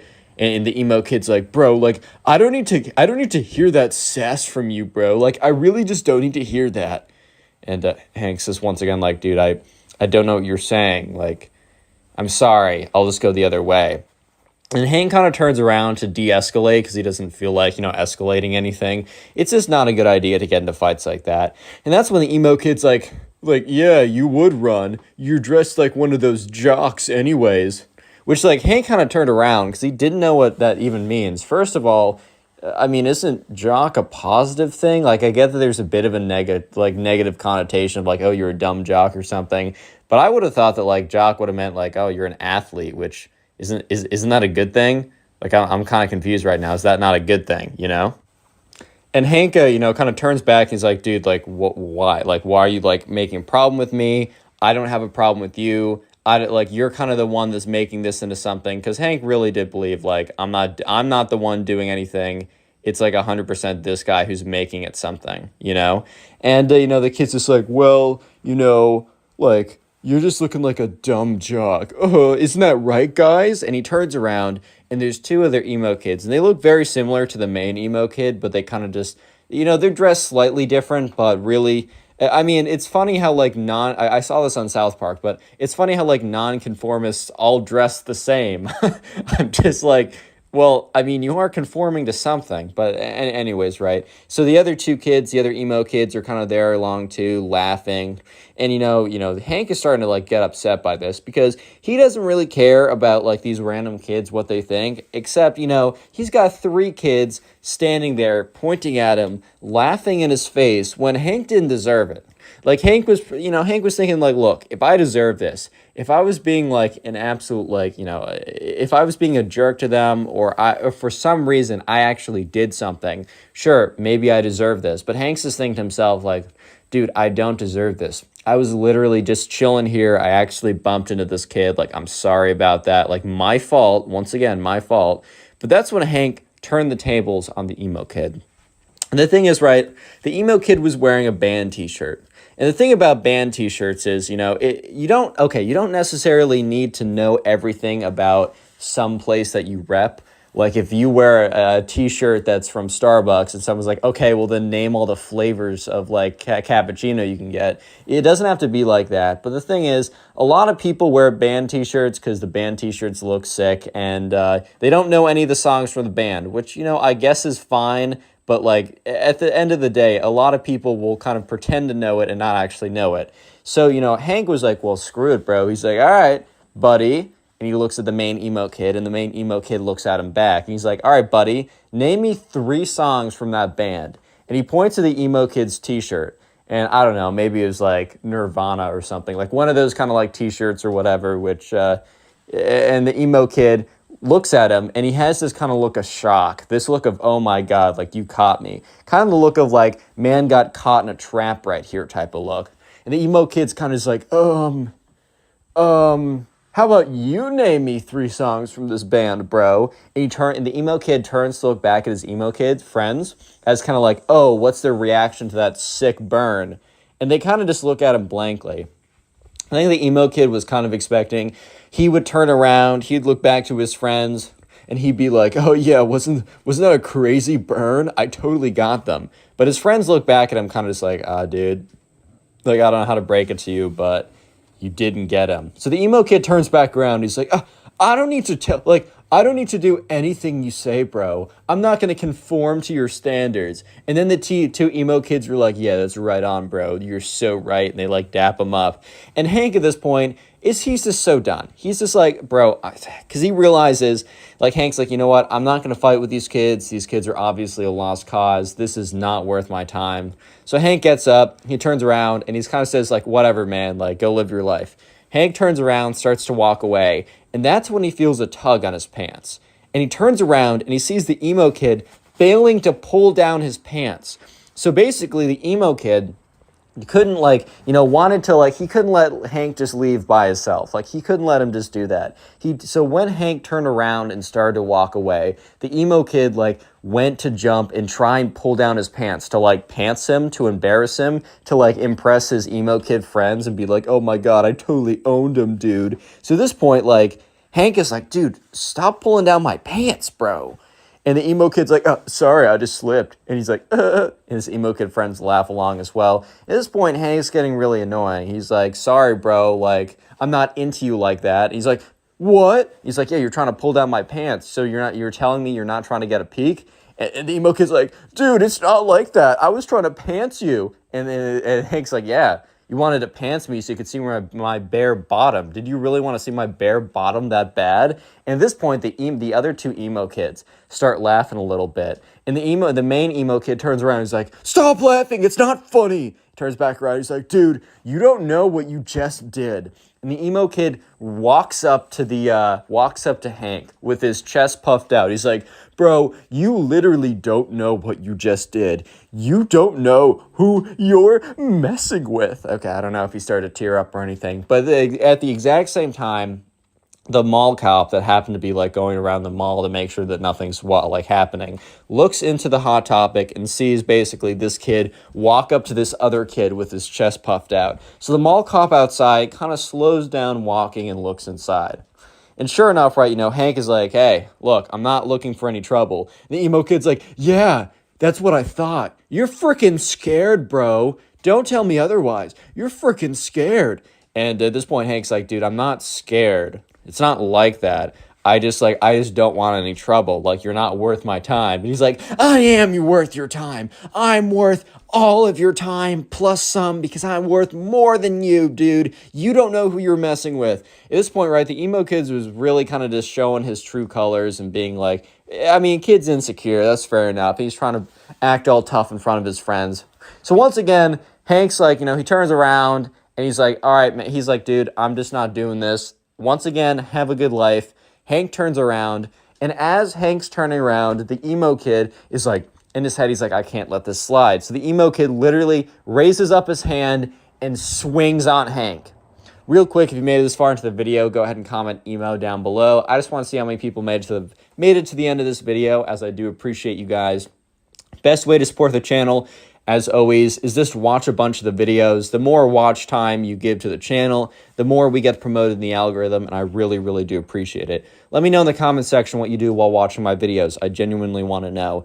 Just so you know, all these episodes are on Spotify. It's in the description, the first link. Please rate us 5 stars when you have a chance. If you want to submit these stories, and please do, because, that's how I make these videos, go to my Instagram or Twitter. They're both in the description, but they're also at connorpugs. I got a Discord server, link in description, code connorpugs for 10% off gamer subs. Let's get back to the story. So Hank, remember, he turns around and Hank's like, dude, I'm not going to deal with you like that. It's not worth my time. So Hank turns around and the emo kid, who's like, I can't let Hank like one up me. Like, I can't let this random kid like, kind of like alpha me in front of my emo kid friends or whatever. So as Hank turns around, the emo kid swings on him, takes his fist. The thing is, though, the emo kid's not like a trained, I don't know, fighter or boxer or something.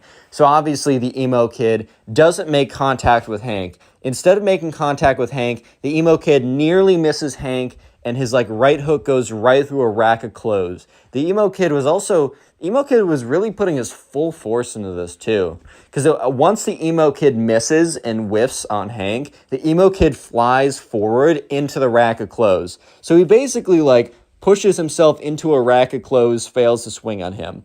The mall cop, however, did see the emo kid try and swing on Hank, so he walks in there. Hank turns around, and he sees the emo kid on the floor in a pile of clothes, and he's just so confused on what happened. And then, Hank turns around the other way to see a mall cop standing in front of him. So Hank's really confused at this moment. He's like, okay, 1 second ago, I turned away from the emo kid. And a second later, the emo kid is sitting, like, face first in a pile of clothes, and a mall cop is standing above me. Like, this literally makes no sense. And sure enough, the mall cop's like, hey, hold up, everyone. I got to talk to you guys. And the two emo kids, like, from the back, like, they get scared and they literally run off. They disappear into the rest of the story. It's like, hey, you get back here. But also the mall cop didn't really care that much because the two people that he really wanted to talk to were both Hank and the emo kid who swung on him. So the emo kid gets up. He's, like, kind of panting a little bit. He's like, and the mall cop's like, hey, I saw you swing on this kid. I know you didn't make contact, but you did try and swing on this kid. Is 100%. Like, what's going on here? The emo kid's like, dude, I was just defending myself. And at this point, Hank's like, that's not the case. This kid and I were kind of talking back and forth. He tried to pull down my pants. I made fun of him for doing that. I turned around and he tried to swing on me. At this point, right, the mall cop kind of witnessed the last 60% of this altercation. So he knows for a fact that he saw the emo kid try and pull down the pants and then have an argument. So the emo kid says, well, after I pulled down his pants, this kid tried to swing on me and I just defended myself. And the thing is, right, that was a mistake for the emo kid because the mall cop had been watching the whole thing. So the mall cop knew for a fact that that wasn't the case of what happened. So the mall cop goes on to say, like, dude, I know for a fact that's not what happened. I saw you guys kind of like bickering in the store, and I wanted to make sure that we had no like nonsense going on. Obviously, some nonsense did go on, and I watched the whole thing. I saw you try and pull down this kid's pants. He did not swing on you. I don't know what he said to you that offended you or anything, but it's very clearly that you're the aggressor here, and I can't have that. So he's like, hey, I'm gonna need you to come with me. And the emo kid's like, all right, buddy, go ahead with him. And the emo kid is like looking at Hank and kind of giving him this look of like, come on, bud, like, go ahead. He's asking for you. When in truth, the mall cop is not asking for Hank. The mall cop is asking for the emo kid. So the mall cop's like, sorry, man, you must be mistaken. I'm not asking for this guy over here, pointing to Hank. He's like, I'm asking for you. And he points at the emo kid. And the emo kid is so absolutely stunned by this revelation. He's like, at this point, the emo kid is practically speechless. The emo kid is standing there, is just like, You must have some kind of mistake or something. Like, you can't be talking about me. That's insane. Like, there's no way. Like, what do you mean? Hanks is looking at the emo kid with this bit of a smirk, and the mall cop is kind of like, come on, bud, like, we don't want to have any trouble here. Make this nice and easy for all of us, and just come along with me. And, at this point, the emo kid is looking at Hank and kind of just giving him this look of like, this isn't over, buddy. This isn't over. And Hank is kind of just like, wow, this, like, a lot just went down in the last 5 minutes, because this was, like, no longer than, like, 10 minutes of an altercation. And as soon as the mall cop basically drags the emo kid away, his friend comes rushing up to him, and he's like, dude, like, I just checked out the thing I was getting, and in his hand he had this, like, skateboard thing or whatever. He's like, dude, I just saw, like, a mall cop over here. I saw some kid getting dragged out of the store. Did you happen to see what happened? And Hank just looks at his friend, and is like, did I happen to see what happened? He's like, buddy, I lived what happened.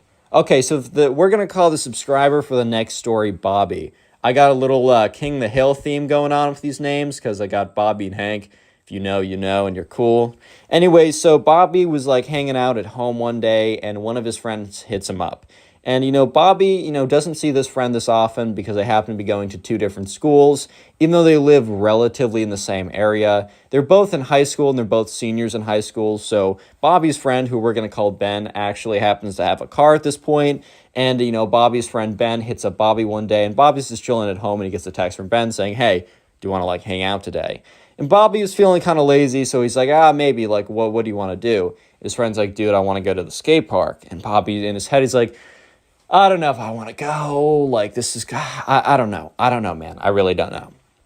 And Bobby should have stayed home that day based on what was about to go down, but he didn't because he wanted to see his friend Ben, and he was like, wait, what else am I going to do today? Watch Netflix? I know for a fact by the end of the day, if I'm just sitting here watching Netflix, I'm not going to be a happy camper.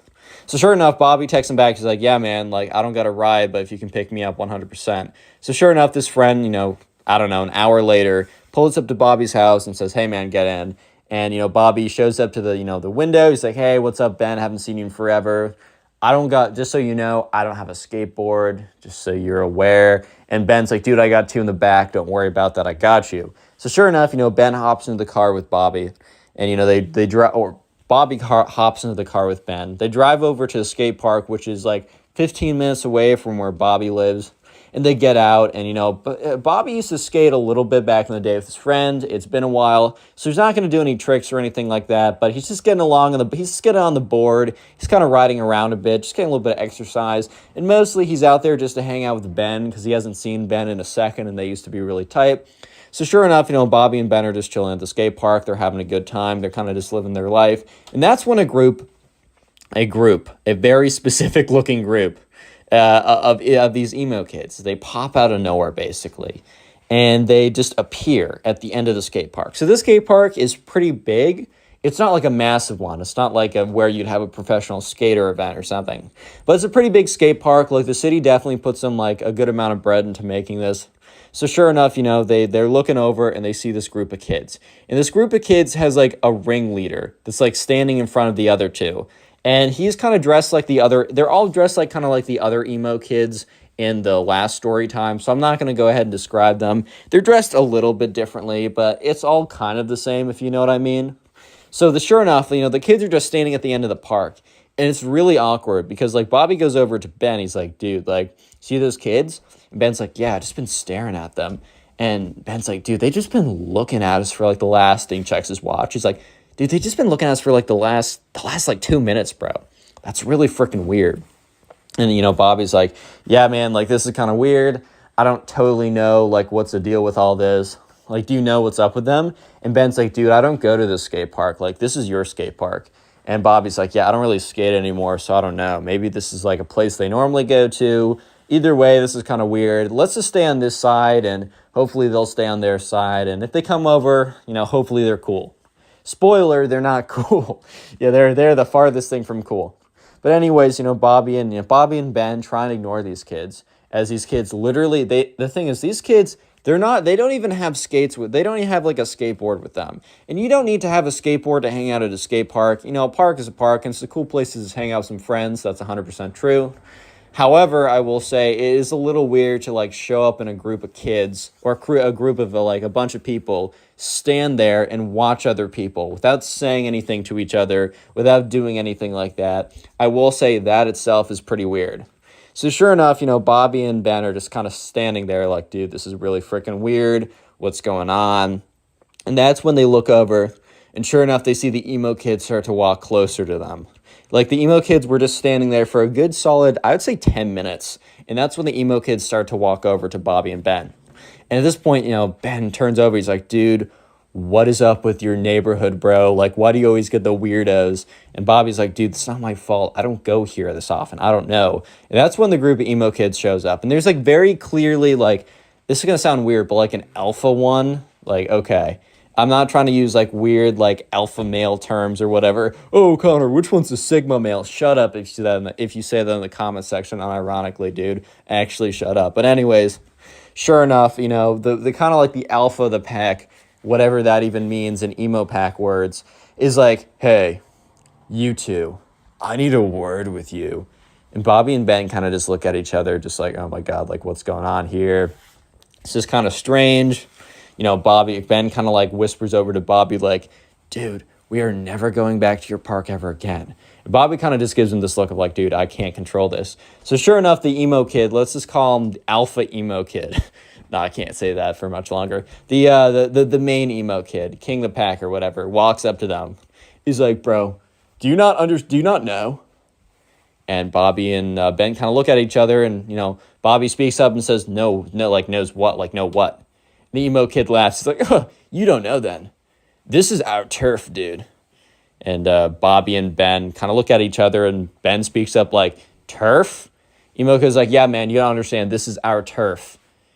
And Bobby just means like, what does that even mean? And they're like, you don't want to mess with us. And one of them like legitimately pulls out like a wand. Not like a knife or something, not like actually trying to be intimidating. Like this isn't like, oh, they think they're like actually in a gang or something. This is their turf. They pull out a wand, like a freaking Harry Potter magic wand. And the main emo kid's like, bro, my boy over here knows magic. You don't want to mess with him, dude. And so Bobby and Ben kind of look at these kids, and Ben speaks up. Ben's a little bit more brash. Ben's a little bit more, I don't know, confident is maybe the wrong word, but I'm going to use that word than confrontational. That's right. Ben's a bit more confrontational than Bobby is. So Bobby would have been fine literally just going somewhere else. It's not like there's not a lot of other places. I mean, there's not a lot of other places they could go, but it's not like Bobby's a big skater in the first place. He just wanted to hang out with Ben. And Ben literally goes up. He's like, dude, what are you going to do with that little magic wand? You're going to wave it around, put a spell on me? It's this freaking Harry Potter, dude. We don't care. You guys don't have turf. That's ridiculous. Like, look, we're not taking up the whole park. This park's massive. You guys chill over there. We'll do our thing over here. There won't be any trouble. And the emo kid's like, dude, there's going to be trouble if you guys don't leave or at least pay respects. And, Ben at this point's like, the frick you mean pay respects? Like, what is that? Like, what do you even mean by that? And at this point, Bobby's starting to realize that Ben is kind of finding this amusing more than concerning. Bobby's more concerned by this just because they outnumber them like 4-2. And these emo kids definitely like aren't hitting the gym every day. But at the same time, like 4-2, it doesn't matter like how big you are. Like you're not taking them one-on-one. So like Bobby didn't want anything like that. Even if it's that emo kid smoke, he didn't want it in the first place. So sure enough, Bobby kind of looks at Ben and kind of gives him a look of like, hey, like, come on now. And Ben is like, no, I'm going with this. And Ben's like, all right, man, you know what? Put a spell on us, bro. Like, if you honestly, like, you know what? We're going to take the punishment. Put a spell on us. And the main emo kid looks at them and is like, dude, you don't want our smoke like that. You don't want us to, like, drop a spell on you like that, bro. You don't know our power. You don't totally get it. And Bobby is just looking at them. And Bobby's, like, kind of, like, completely freaked out at this point. Not that they're going to actually put a spell on him and, I don't know, curse him or something. Bobby's just so freaked out by everything going on that he just doesn't want anything to do with it. So Bobby is like, I don't know, man. How about we just like, we stay here and you go over there? And the emo kid's like, I'm not talking to you, little boy. Which like Bobby was like so taken aback by this. And Ben was like, you don't call my friend that. Come on, if you're such a big guy, little boy. And at this point, Ben says little boy back to them. If you're not such a big guy, little boy, put a spell on us. And he points to the guy in the back. And there's like a little emo kid in the back with like a little magic wand or something. The main emo kid says, you know what? Gentlemen, I don't want you guys to be seriously hurt. So I'm going to give you one more chance to leave the premises. Or my friend will put a spell on you. And you will be cursed so badly that you will not make it out of this park alive. We have magical powers that you simply don't understand. And Ben is looking at them. And Bobby is looking at them. And the emo kids are looking back.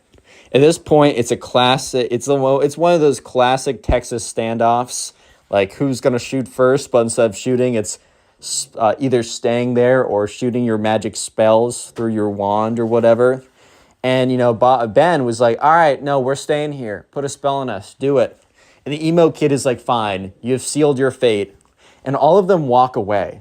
At this point, Bobby and Ben look at each other. Bobby's like, dude, those kids are weird. Like, I have no idea what's going on. Ben is like, really is your neighborhood spawning out the most NPCs in the world, dude? Like, this is crazy. And, Bobby and Ben were probably going to go back and forth a little bit about how weird these kids were, but they were unfortunately interrupted by chanting.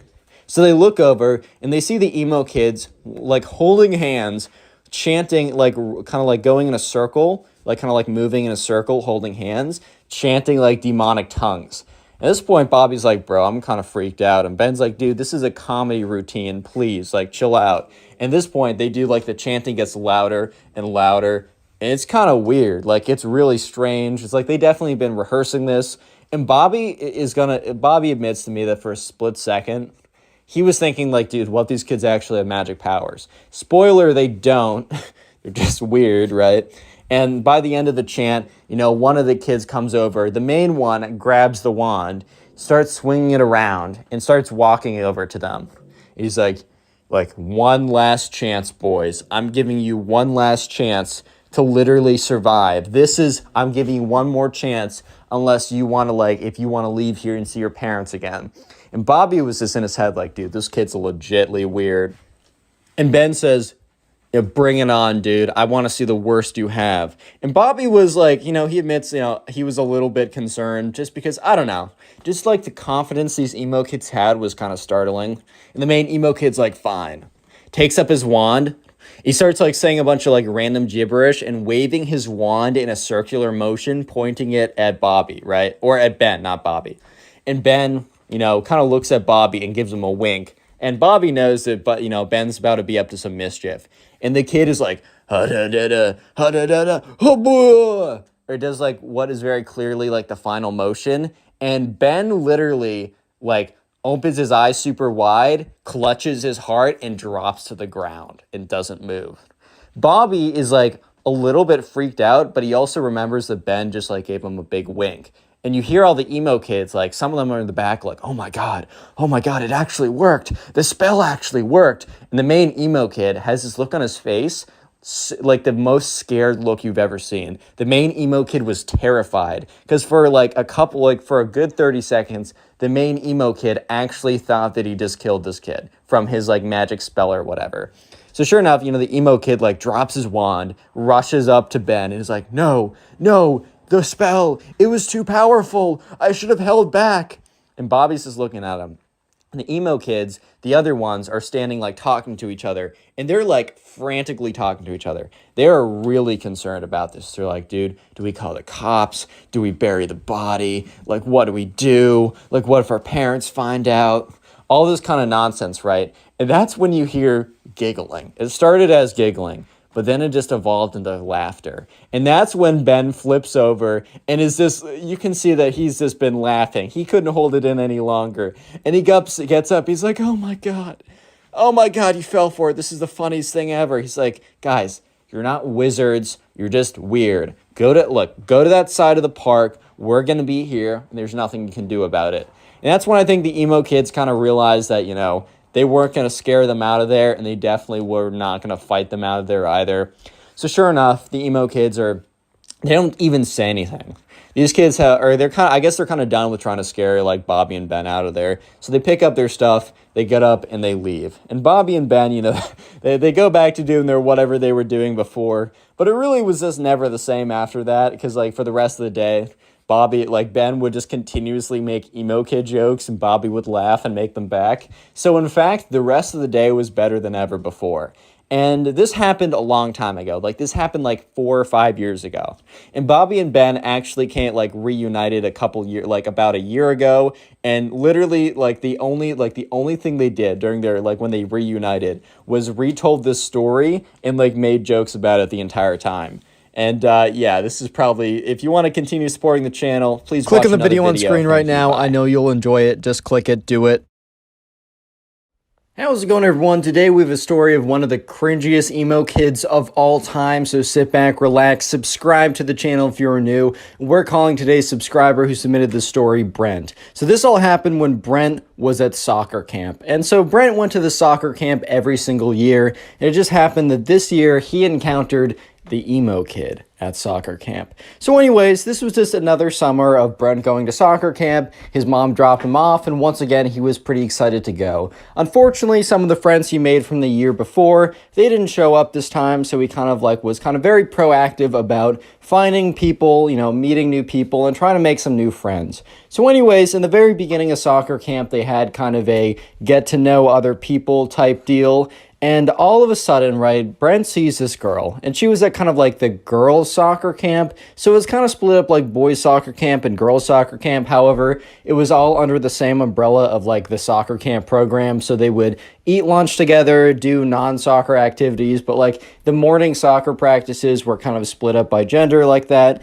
And so anyways, right away, Brent saw this girl, Emily, and he immediately kind of fell in love with her. Not actually, but was like, OMG, lol, she's cute. I'm going to try and hit. No, I'm just kidding. He's like, I don't know. He's like, he's gone to soccer camp. He's not trying to hit, bro. That's crazy. But anyways, right, so she's going to be an important character later on. But for the meantime, we don't need to think about her because someone much more important comes into the picture.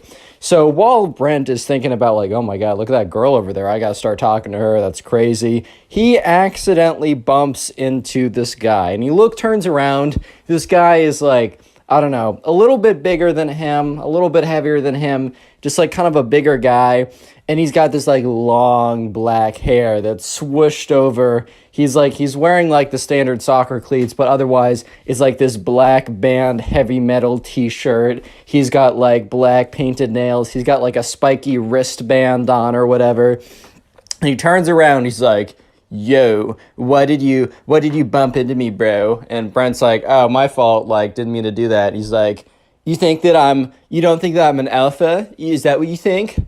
Brent's like, what? He's like, I'm an alpha male, just in case you weren't aware, which I know that you subconsciously were because, all betas instantly know when there's an alpha present.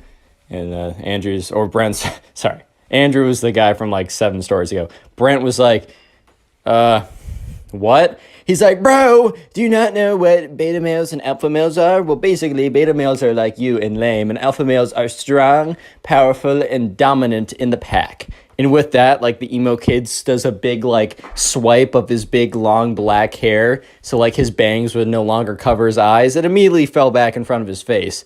He's like, yeah, just so you know, kid, get out of my way. And the emo kid, like, shuffles away. And this was Brent's first interaction with the emo kid. So he's like, okay, that's cool, man. Like, okay, see you around, buddy. Bye-bye. So anyways, let's fast forward a little bit. After soccer practice in the morning, Brent was actually one of the better kids there. He was pretty good at soccer. They had lunch, and in the afternoon, they had activities such as like this, like, I don't know, like tag, capture the flag, all kind of like random camp activities. And today was capture the flag, and Brent happened to be on the same team as Emily. So immediately he goes over there. He's like, hey, how's it going? Like, my name is Brent. Emily's like, hey, like, my name's Emily. Nice to meet you. And Brent and Emily immediately hit it off. They're having a good time. They're talking with each other. They're enjoying each other's company. You simply love to see it. And, like, from very far away, Brent catches the eye of the emo kid who's on the other team and is just staring him down for some reason. Brent doesn't really think much of it, and then he goes back to talking to Emily. So they're playing capture the flag right now, and Brent, runs over to the other side, gets the flag, right, and starts running back to his side. If you don't know capture the flag, there's this little penny on both sides, or a little piece of cloth or something, and while you're on the opponent's side, if they tag you, you're in jail. But what you're trying to do is you're trying to run over there, grab their flag, and run back to your side without being tagged. However, there was a stipulation that it had to be a tag. This isn't tackling. You can't push someone. You can't punch them or anything. You have to tag them if they're on your side. So, Brent is running over there. Sorry, I have a list of names in front of me and from other stories. Brent is running over there. He grabs the enemy team's flag and is running back to his side. And he's really close when he just immediately slams into the ground. And that's when he realizes that there's a big guy on top of him. And that's when he realizes that the emo kid tackled him. So the emo kid's like, "Nice try, buddy. Next time, try not to fight the alpha males." And then camp counselor comes over and says, Hey, we said no tackling. You're on the sidelines, points to the emo kid, he's disqualified or whatever, has to sit on the sidelines. Ooh, so alpha, man. But anyways, right, so the penny's returned, but also Brent isn't in jail. He goes back to the other side, and the emo kid has to sit out for the rest of Capture the Flag. And Brent continues to talk to Emily, and the entire time, the emo kid is just looking over, and he's all angrily staring at Brent. So Brent is now his official enemy. Brent kind of just assumed that they were enemies because of when he bumped into him and also when he got him disqualified, which, did Brent really get him disqualified, or was it because he's an idiot and jumped on him? That's why he got disqualified? Who knows, man? But there was another reason why the emo kid hated Brent. There was another reason that Brent did not realize at the moment, but was very, very, very potent, and is going to be very, very important for later on in the story. I'm gonna give you guys a hint. It starts with an E and ends with a mly. Did you guys get it? Starts with an E and ends with a mly. Emily, I'm just going to tell you, yeah, it is Emily, the girl, so emo kid likes her. Anyways, so Brent and Emily talk for the rest of that Capture the Flag game. The entire time the emo kid is staring Brent down. Brent just simply assumes, well, this kid hates me for that reason only. But let me just say that the next week of soccer camp was the craziest week that Brent has ever had. So anyways, right, his mom picks him up. He goes back home. His mom's like, hey, how was the first day? And Brent says, oh, I met this really weird kid who tackled me. And she's like, oh my God, are you okay? He's like, yeah, actually, I have barely any scrapes on me even. But he seems to not like me, so I'll keep you updated on that. So Brent is dropped off the next day, and he walks over there. And that's when the emo kid, is just staring him down. And, Brent is kind of walking over because there's a little bit of a 5, 10, 15-minute period where the kids are just standing around talking with each other, waiting for them all to be dropped off. And then the soccer camp officials or camp counselors would then split them up into groups, do soccer drills, play games, whatever, standard kind of affair. And he's just kind of waiting around. And that's when the emo kid comes up to him and says, so you're challenging my authority as the alpha man. And Brent is kind of just like, what?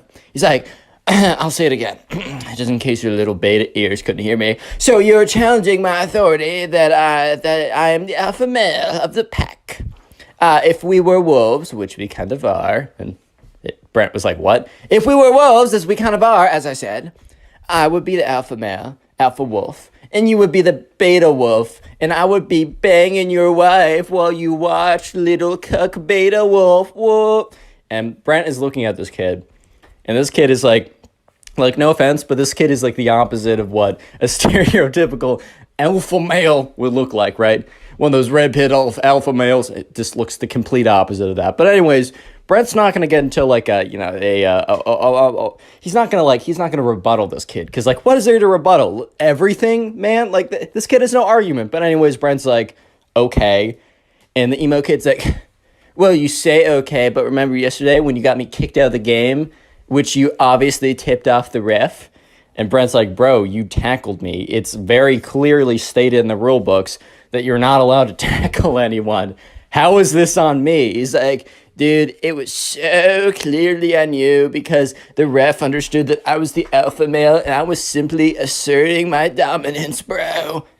And, Brent's just like, dude, the frick are you talking about, dude? Like, I paid him off with what? The $5 allowance I get a week? With what? My used smelly, stinky socks? What do I have? And he's like, I don't know, man. I don't know. Maybe he took his daughter on a date because his daughter's so ugly she'd never get a date. Oh. And Brent's like, was that a diss? Like, does he even have a daughter? He's like 20, bro. What? And the emo kid's like, anyways, I just wanted to let you know that I'm the alpha man. You're the beta man. I will do your wife when you have one. And scene. And the emo kid walks away. And Brent at this point is like, what? Why? Why is this my life? Anyway, so skip forward to the soccer practice. They're put into groups, and the emo kid was in Group B earlier, so they basically split them up into Group A and Group B. So Group A is the better players, and Group B is the I'm just kidding. The players who are newer to soccer. And the emo kid apparently was on the cusp of Group A. It was at the very top of Group B, and because his performance was good enough, he was actually moved up to Group A. So now Brent, instead of having a morning to himself to focus on soccer, now had to deal with the emo kid being, thrown into the mix here. So anyways, they're doing some drills with the soccer ball, and they're kind of like kicking them around cones. You had to kind of keep control of the ball while you were running. And the emo kid, like they said, okay, line up into 3 groups. And the emo kid immediately ran behind Brent. And Brent kind of looks behind him. He's like, what? And the emo kid said, nothing, Brent. Just letting you know that I'm the alpha male here. And Brent's like, okay, fine. Let's just do the drill. So the ref blows the whistle. Brent starts kicking the ball and moving with it. And the emo kid immediately runs up behind him and trips him. He's like, oh, sorry. And the ref's like, hey. And the emo kid's like, it was an accident, I swear. And the ref's like, all right, be careful. And Brent is starting to get really angry because, if you get an injury in soccer, especially if you get a foot injury, he could be out for the entire week. I mean, this is one of his favorite camps that he has every single summer. He loves going to it. It's one of his favorite things to do. And this emo kid, for the second time in the last 24 hours, has, has gotten really close to causing him a pretty big injury. He could have jumped, he jumped on him yesterday. He ran behind him, knocking him over. What if he twisted an ankle? What if he, fractured something in his leg? It's not that hard, especially when you got a big old kid jumping on top of you every 5 minutes. It's difficult. It's not that difficult, man.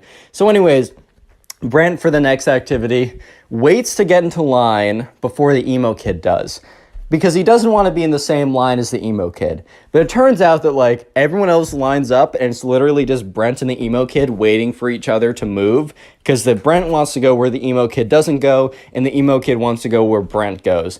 And the refs not the refs, but the soccer coaches are like, come on, kind of like, guys, get into line. And Brent's like, okay. And he sprints to the end of the line, and then the emo kid sprints to the back of that line. And the coach is like, emo kid, says his actual name, can you go to another line? That line's too long. And the emo kid's like, okay, moves over one line. And when the coach turns his head, the emo kid literally runs back into the line with Brent again. So when the coach turns around, he's like, wait, emo kid, I said, could you go to that line? And he's like, fine. Emo kid eventually goes to that line, actually does that. So for the rest of the soccer practice, the emo kid tried to bump into Brent, tried to make his life difficult, basically was just being a big butt the entire time. But thankfully, that nothing really happened. He didn't bump into Brent successfully again.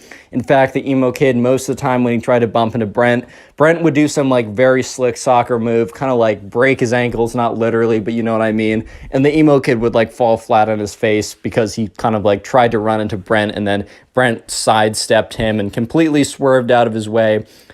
Anyways, though, things start to get a little bit more interesting because throughout the next day, Brent and Emily are talking it up. It's kind of the known thing for the camp that those two were kind of the unofficial soccer camp couple. I don't know if your camps had stuff like that, but this was true for the soccer camp. And word was that the two of them, they were gonna kiss soon. Oh my God, guys, isn't that 12th base or something? So sure enough, right, one of these days, so like a day later, Emily and Brent are just sitting with each other at lunch. They're kind of on like a quote unquote date or whatever. And that's when a girl comes over and sits next to them. And Emily's like, "Oh, this is my friend Robin." And Robin's like, "Hey guys, like, I just want to let you know, Emily, that the kid over there," and points to the emo kid, "is planning to ask you out soon." And Emily's like, "Dude, I don't know that kid. I've never spoken to him in my life." And Brent's like, "Oh my God, I know exactly who that kid is." Emily's like, "What?" And Brent basically tells her the story that I told you guys for the last 13 minutes. And she's like, "Oh my God, he's the worst." And Brent's like, "Well, that would explain why he really hates me too, because like not just that I embarrassed him, but I've been hanging out with you the entire time. And, you know, he probably knows that we've been talking a lot." And Emily laughs a little bit. And this is when Robin says, "Dude, like, I'm serious. This kid is going to come over and ask you out within like the next 24 hours. He's going to do it publicly. It's going to be really embarrassing. Everyone's told him not to do it, but he's in his own world. You got to let him down nicely though." And you know, Brent was like, "No, no mercy. Make him suffer." Emily's like, "Brent, I'm not going to make him suffer. I don't know this kid." Brent's like, "Make him suffer." Emily's like, shh. "Okay, I'm going to be nice. When he comes over, I'm going to be firm, I'm going to be direct, but I'm going to be nice about it, I'm going to be cordial, and life is going to go back to what it was before." So sure enough, right, Brent now realizes that the emo kid has a massive crush on Emily. And Brent also starts to think about it. When Emily says no to him, and when she starts really, you know, hanging out with me more, and when word gets around that we kiss, because we totally are, this is in Brent's head, right, he's going to actually, like, ramp up the craziness even more than it already is. I think I'm screwed, boys. Real quick, if you made it this far into the video, comment emo down below. I'm going to heart as many comments as I can that say that. That is the secret word of the day. And also, if you want to support the channel and help boost me back into the algorithm, all you got to do is at some point, maybe after this video, maybe later, sit down and watch a bunch of my videos in a row, maybe while you're playing video games or drawing or cleaning your room, or maybe to help you go to sleep. I take that as a compliment now. I understand it. Leave in the comment section down below how you're helping boost the channel. I will heart it, I will say thank you, and I'll even shout some people out, like the person on screen right now. Thank you to this person on screen and all of you guys for all the support recently. It's really helped boost the channel. We're growing again. You'll love to see it. Let's get back to the story. So anyways, flash forward to that night, or not that night, but that afternoon. Remember when this is the mixed gender, just fun, more camp activities? They're playing dodgeball. And sure enough, you know, the emo kid and Brent actually happen to be on the same team this time. So, like, emo kid and Brent, they're picking up the dodgeballs, they're throwing them, you know, they're trying to avoid being hit by the dodgeballs. And the emo kid walks over and is like, "Sup, bro?" And Brent's like, "What?" Emo kid's like, "I just want to let you know that, like, I know that you and Emily, or you have been trying to flirt with Emily, and it's been failing horribly from my sources, at least that's what my sources said. And I just want to let you know that, you know, I let you have your fun. I let you play like the little beta little lamb you are. But I'm actually going to come in and, as the alpha male, assert my dominance and claim what is mine. Emily shall be my girlfriend by the end of tomorrow. Mark my words, and I will watch as little tears roll down your face because you're so sad that I took your girl. Oh, little Brent, I'm so sorry." Brent's like, "Dude, she's not gonna, I've talked to her, she's gonna say no. Don't do it. I hate you, but I know for a fact that you're gonna get rejected in front of everyone." The emo kid's like, "Nice try, little boy. I know for a fact that my testosterone is 10 trillion and yours is 0. So based on that alone, plus a billion other factors, such as my manliness, my alpha maleness, my swag, overall levels, and a billion more things, just, she will obviously say yes to me. And even if you two are fake dating, she'll break up with you immediately to say yes to me. I just know some things that you don't know, Brent. Get over it." So the emo kid walks away. And Brent's like, "Well, you know, my conscience is clear because I tried to warn the kid not to do it. I tried to warn the kid, right? I'm not a bad guy. I told him not to do it. I told him. I said, I even gave him the benefit of the doubt. I said, I don't like you, but I want to help you here. He didn't listen to me. It's not my fault, whatever happens tomorrow." Next day rolls around. At soccer practice, the emo kid for the entire morning is like, Brent, better spend the last moments with Emily as you can because she's about to be my girlfriend. Oh, and Brent's like, dude, shut up, dude. He's like, oh my God, am I getting to you, man? Am I getting to you, man? Oh man, it was so easy to break your thin, weak beta skin. Oh my God, my words are hurting you so much. I'm gonna lick up your little salty tears. They're so tasty and so good. And Brent's like, shut up, bro. You're gonna get embarrassed. I can't wait for the moment. She better go hard. Anyways, flash forward to lunch. The moment. So anyways, Brent is sitting with Emily, and Emily's like, dude, the emo kid, I can't see him anywhere. And Brent's like, dude, he's going to ask you out. It's happening. Get over it. It's going to happen any second. She's like, he's going to do it the next day, which means probably now in front of everyone. And, you know, Brent's like, that's what he said he would do. And Brent was like, oh my God, don't turn around. Because Brent was looking, and the emo kid was walking over. And what was he walking over with? He was walking over with a boom box. You already know where this is going. And Brent's like, you know what? Brace yourself. Try and have an out-of-body experience right now so you don't have to deal with what's about to happen.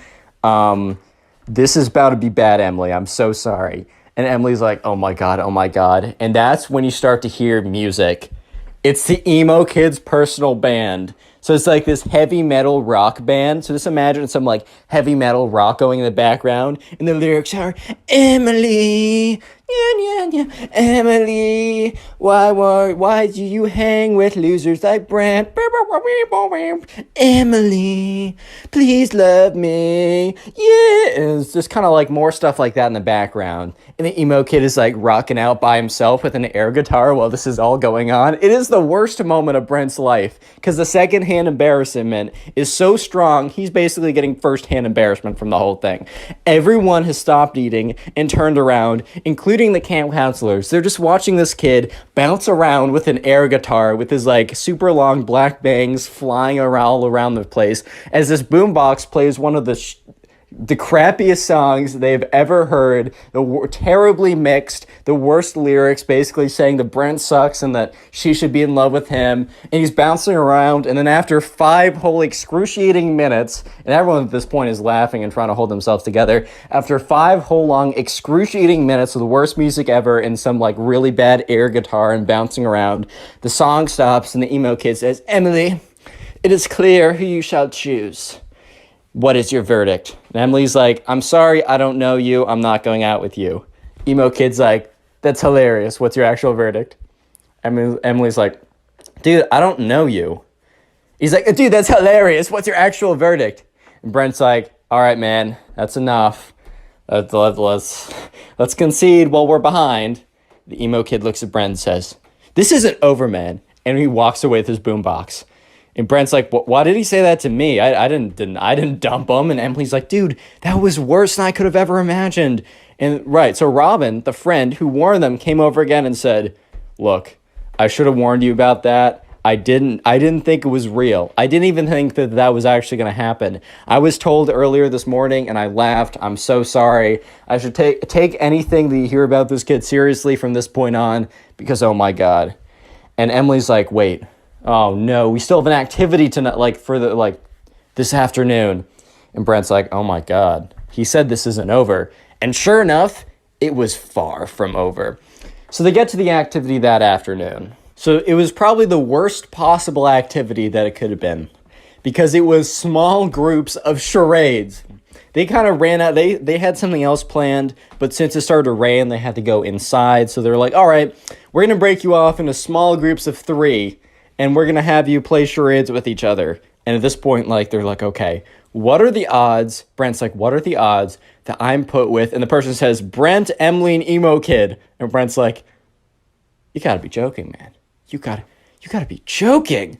Apparently, right, Robin tells him this, later on, once the camp is over. Apparently the emo, because she was talking with one of the camp counselors about everything that went down. The camp counselor said that like once like it started to rain, the emo kid went up to them and asked what they were doing. Camp counselor said, oh, we're doing small groups of charades. And the emo kid requested that his two best friends and him were put together in a group. So it wasn't just random, it was the emo kid, but Brent didn't know that at the time. So Brent looks at Emily and Emily looks at Brent, and they're both basically just like, oh boy. And then they both look at the emo kid, who has a massive smile on his face. So all three of them go away to a corner. And the emo kid's like, Emily, I might have came on too strong. And she's like, well, that's an understatement. But he's like, I will show you the truth. Brent, I challenge you to an alpha battle. Brent's just like, what's an alpha battle? Ha! You're such a beta for not knowing what an alpha battle is. Beta. He's like, an alpha battle will be proof that I am alpha and you are a weak beta. And then Emily will choose me. And Emily's like, I'm not. And he's like, wait, your heart will tell you otherwise after the alpha battle. Emily's like, okay, I'm still not going to. She's like, God, stop, silence, woman. And Brent was like, whoa, chill out, dude. He's like, you silence too? We're having an alpha battle right now. So, right, this just kind of looks like they're doing really weird charades from afar, but the emo kid is like, all right, let's form our best wolf poses. Brent's like, what? He said, form your best wolf poses, now! And emo kid, Brent's like, all right. Ooh, emo kid's like, that is the worst wolf pose I've ever seen. You were definitely not part wolf like I am. And the emo kid does this really weird pose. He's like, oh my god, I'm wolfing so hard right now. This is the most emo thing. I mean, the most the most alpha thing I've ever done. Oh my god. At this point, Emily's like, guys, you are both embarrassing yourselves. Emo kid is like, no, you will see that I'm the most alpha. I swear. Emo kid's like, all right, let's do it. Wrestle me. And, Brent's like, what? Emo kid jumps on top of him, just tackles him to the ground. Because he's like 20 pounds heavier, right? And a little bit taller. And Brent was completely taken off guard. He's like, bro, stop. What are you doing? And the emo kid's like, I'm out alphaing you. And that's when the camp counselor comes over and says, all right, guys, break it up. Tears the two of them apart. He's like, all right, so we're only doing this for 20 more minutes, but it looks like you two can't keep off of each other, so I'm going to be joining your group. Imagine how awkward this is. It is Emily, Brent, the emo kid, and a random camp counselor. So they do normal charades, right? And the entire time, the emo kid is like sneaking in punches to Brent's arm. He's like, ow. And when the camp counselor looks up, the emo kid puts his arms behind his back. And the emo kid's like, this isn't over, man. And then the emo kid walks over to Emily. He's like, tss, tss, Emily, tss. Emily's like, what? Do you think I'm more alpha? Shut up, kid. Emo kid's like, no. Okay, I'll just be direct. Do you want to go out with me? No! And the camp counselor was like, guys, silence while I'm doing charades. And Emily's like, dude, I don't want to go out with you. How many times do I need to tell you this? Emo kid's like, but I'm definitely more alpha. She's like, that's not a real thing. So the next day rolls around. It's Thursday. And that afternoon, there's no real activity. It's just known as like the soccer dance or whatever. And during the soccer dance, there's one coveted slow song where anyone who has feelings for each other might ask for like a slow song or something. And sure enough, let's just jump to the dance because the emo kid is like being a jerk to Brent all day, but that's not anything new. And sure enough, it is the dance. And they're putting on normal songs. And Emily and Robin and Brent are all together like, dude. And Robin's like, dude, the emo kid is definitely going to try and get that slow song with you. Like, Brent, you got to swoop in right away. Because at this point, Brent and Emily were like unofficially a thing. They're only at camp for a week. So they're not going to make like a long-term relationship. Let's have kids, baby. Okay.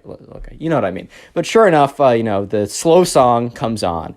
And Brent's like, oh my God. And Emily's like, quickly. And you can see the emo kid sprinting from the other side of the room. So Emily and Brent quickly like get together in the slow song, kind of like whatever.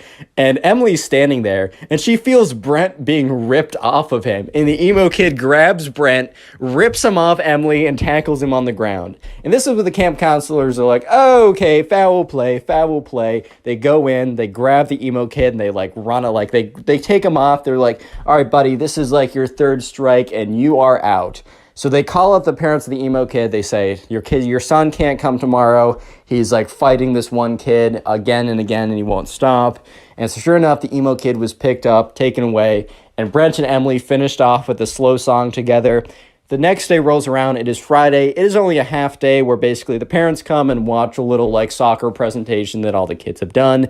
And by the end of it, right, most people are packing up. Brent and Emily are gone. And you remember the friend Robin from the beginning?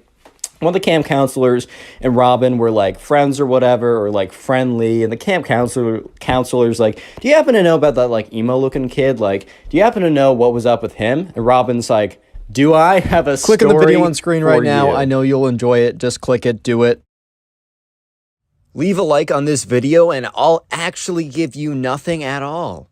No, but what's up, guys? Welcome back to a brand new story. And just imagine you're chilling with your girlfriend. Life is awesome. You stare into her eyes lovingly, and then all of a sudden this emo kid walks in and says that you must fight him to the death to decide who gets your girlfriend. And at that moment, you seriously just sit there and question your life choices. That is the story I'll be telling today. So sit back, relax, subscribe if you're new, and let's just jump right into this story. So we're going to call a subscriber who submitted the story James. So anyways, there was a kid in James's class who we're going to call the emo kid. He kept to himself. He wore crazy makeup and the dark clothing and whatever. And honestly, it doesn't really matter what you wear. But he was also extremely melodramatic. Like, he would come in and he'd be like, society doesn't understand me. No one gets me. I'll never fit in. He was kind of like one of those kids that kind of just like would say this stuff and then would be like, why do I not have friends? I'm just a melodramatic freak all the time, which, I mean, I was pretty weird in middle school, so like I can't really speak. But then again, hey man. Anyways, so there's also a girl in, I don't know, I'll just call her like, we'll just call her Kate, right? It's name of my friend back home. So anyways, James and the emo kid, unfortunately, had to cross paths because they both had a thing for this girl. And this Friday, right? So this story all starts like this weekend, or not this weekend, we'll say starts on Monday. And this Friday, remember, not actually this Friday, I mean this Friday in the story, was going to be the school dance.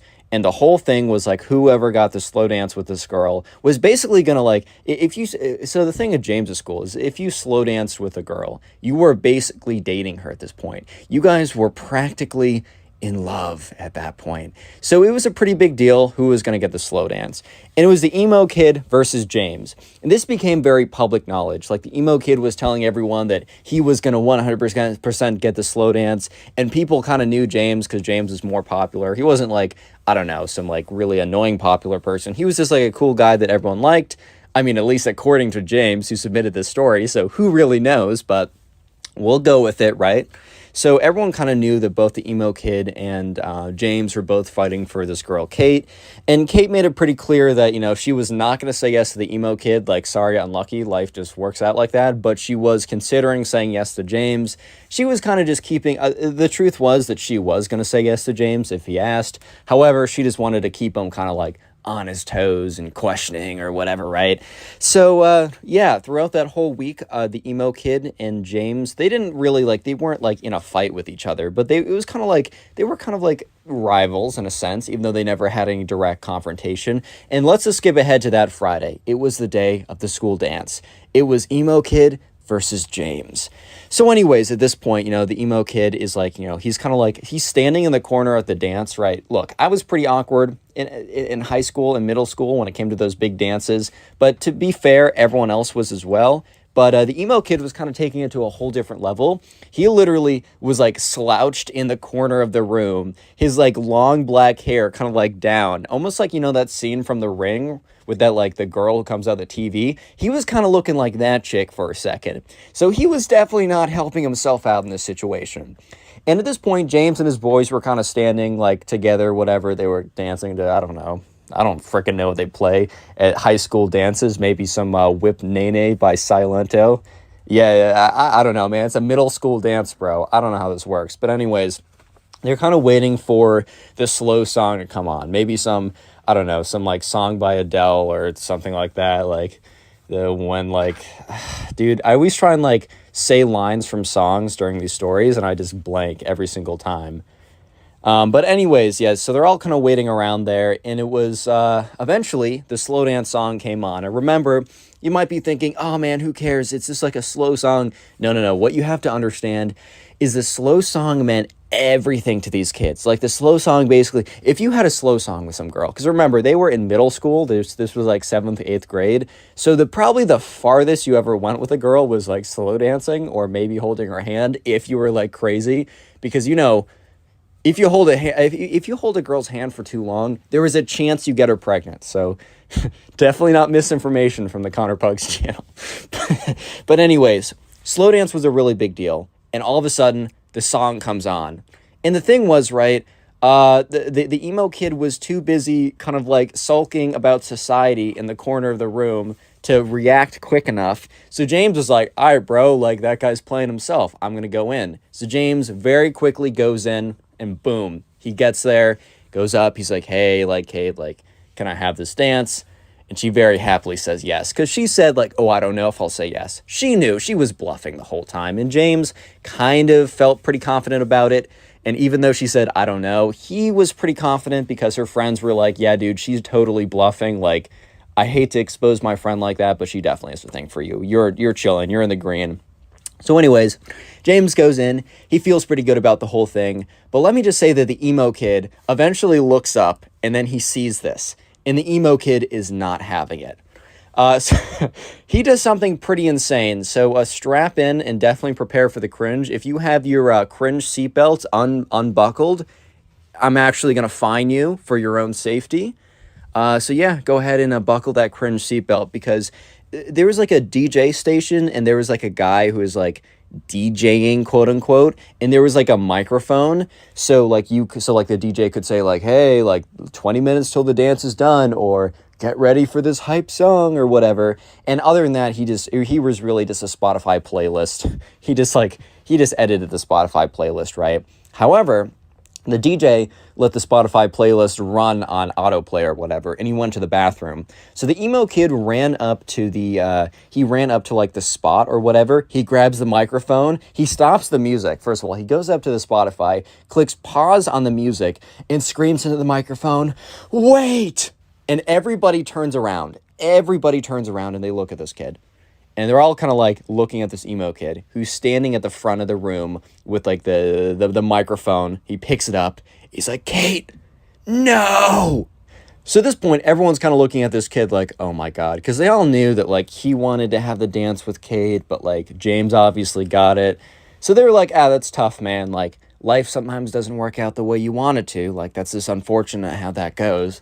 However, he goes up there and he's like, he goes in the microphone, like he says, wait. And everyone turns around. The music is off. He's like, Kate, may I have this dance? And everyone's so confused because first of all, he turned off the slow song in the middle of the song.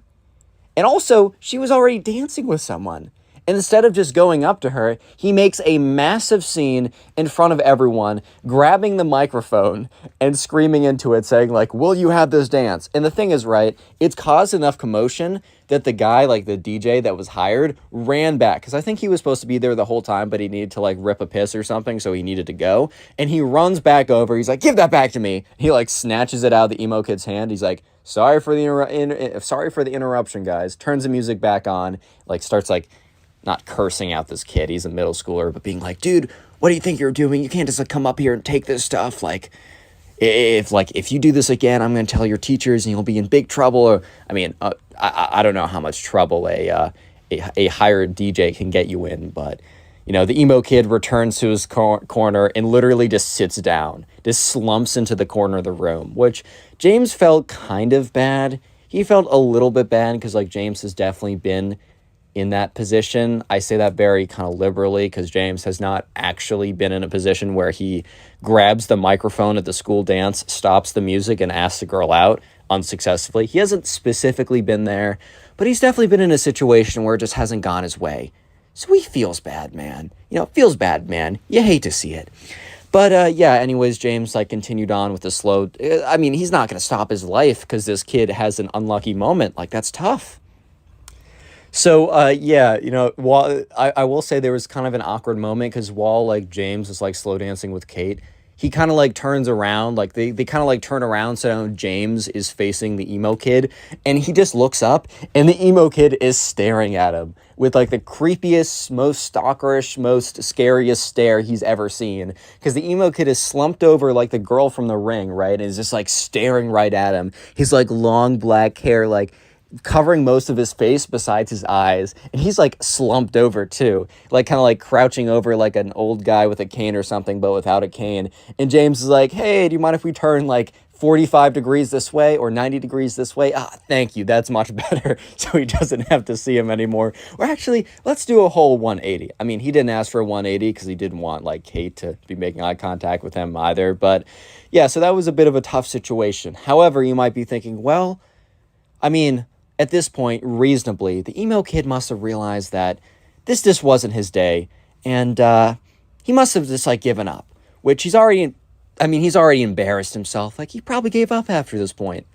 And while that would be pretty fair for you to believe, that was unfortunately that was just not what happened, because the emo kid would continue.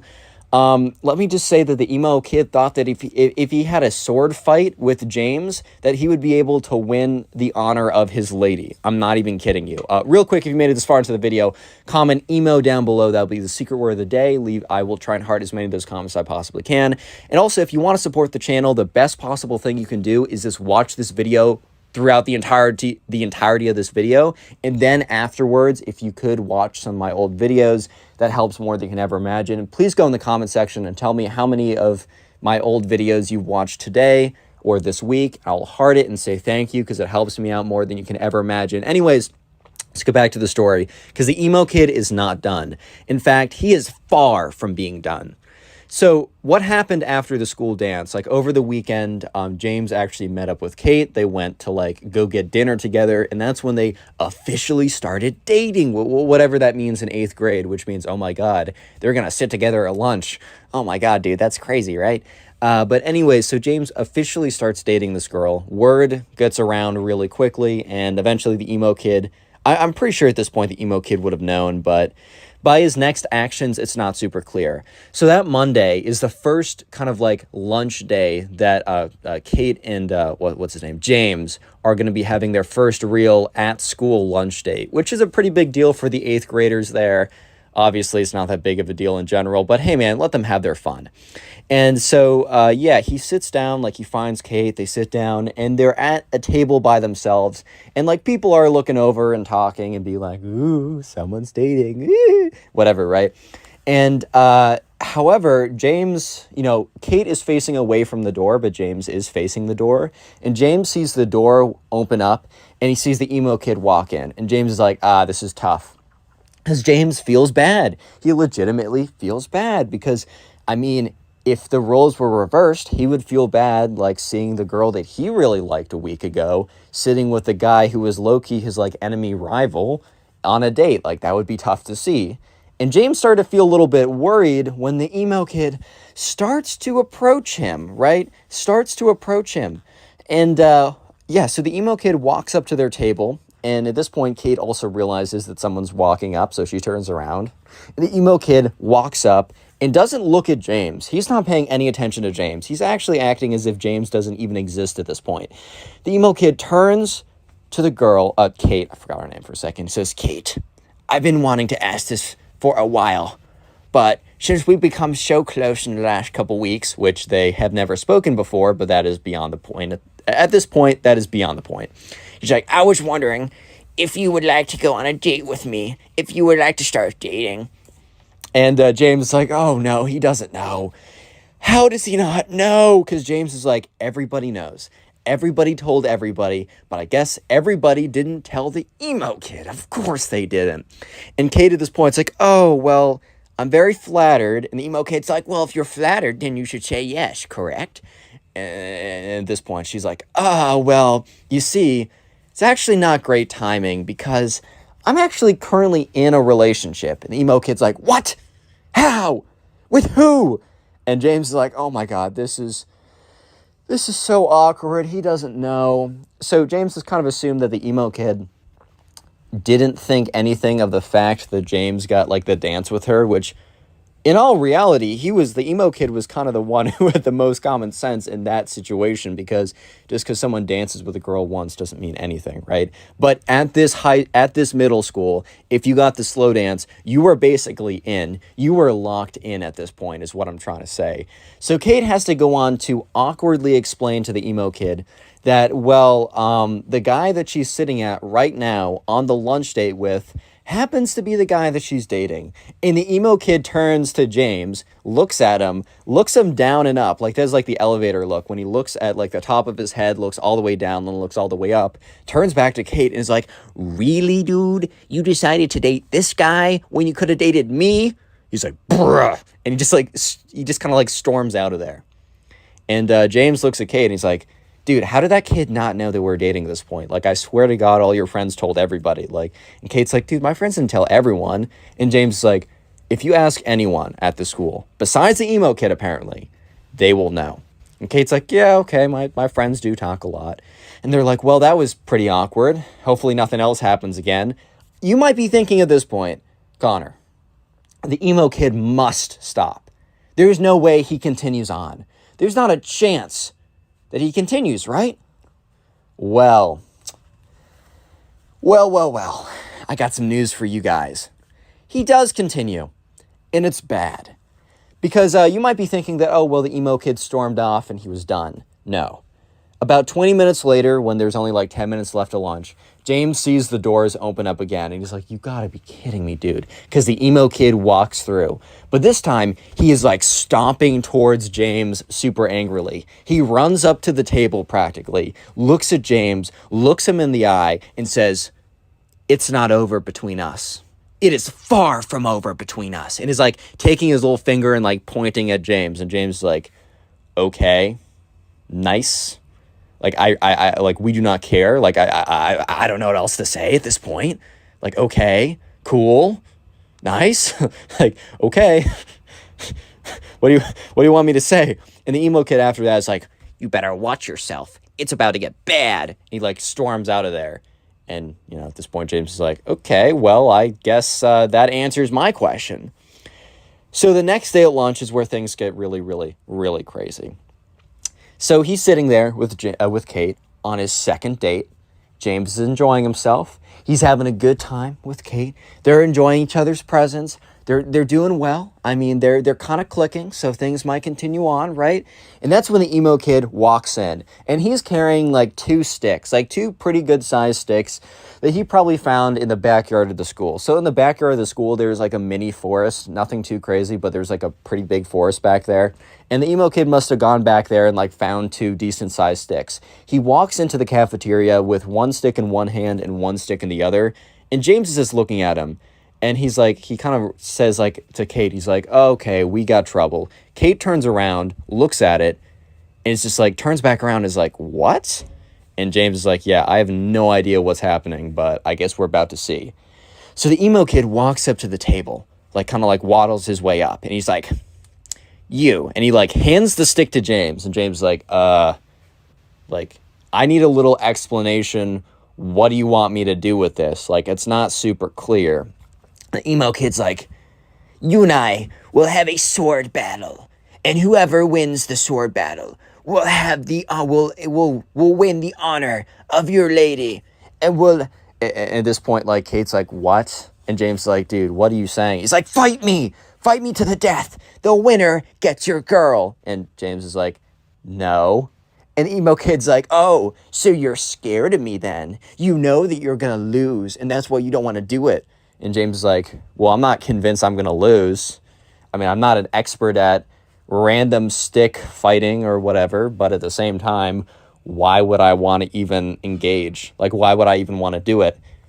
And the emo kid's like, well, I mean, for the sake of your honor, bro, like, do you really want to be known as the guy who chickened out because he's a chicken? And James is like, well, I mean, I don't really care, but I also don't want to be known as the guy who went on, who during the dance last Friday, grabbed the DJ's microphone and like stop the music to like ask out a girl who was very clearly in the middle of dancing with someone else, and then come into school the next day super angry with a bunch of sticks and try and like fight some guy to get the girl that already obviously said no to him twice. At this point, the emo kid's like, so what you're saying is that you're too scared to fight me, and because you know you'll lose. And James is like, dude, we're going in circles right now. I'm not fighting you. I'm not having a sword fight to the death. Like, okay, I'm just not doing that. At this point, the emo kid's like, fine. Well, you're about to see me in my final form, where I am the most powerful. And James is like, okay. Like, word. And then the emo kid reaches up to James and rips out like a strand of his hair. And James is like, dude, like, that hurt. Like, why would you do that? And the emo kid's like, I need that for my wizardly spells. And he like laughs really awkwardly and like shuffles out of there. And James turns to Kate. He's like, dude, like, what life choice did I make to get myself to this position? Like, what did I do wrong? Like, what choices did I make that got me here? And Kate's like, I don't know. Like, this is kind of tough. He's like, yes, why me? Like, why? Why? Like, you just came up to me with a bunch of sticks and says, I want to fight you, right? And then all of a sudden, you know, he just, like, pulls a piece of hair. Like, what? Huh? Bro? I just don't know. I just don't know what to do at this point.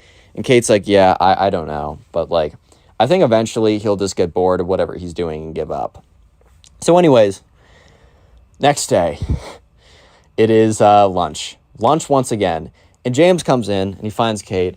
And he's almost like they sit down, and he's almost like, he's really stiff. He's, like, not talking that much. And Kate's like, are you good? Like, is everything okay? And James is like, dude, it's not you. It's just the emo. I just don't know what that kid's going to do today. Like, I'm not trying to lose any more hair. Like, that really hurt last night. Like, I was starting to bleed from my scalp where he pulled me. Like, that was ridiculous. And, you know, Kate's like, yeah, that kid's pretty weird. Like, sorry you have to go through with that. And speak of the devil, dude. Because at that point, the emo kid walks in. And at this point, he has a backpack on.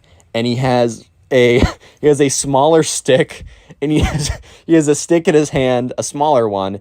And a spirit Halloween wizard hat on. and James is like, you gotta be kidding me, bro. Like, you gotta be kidding me. And at this point, Kate's like, what? She turns around and she's like, oh my God. And the emo kid walks up and he's like, ha ha ha, like, this is where you made your mistake, James. This is where you made your last mistake.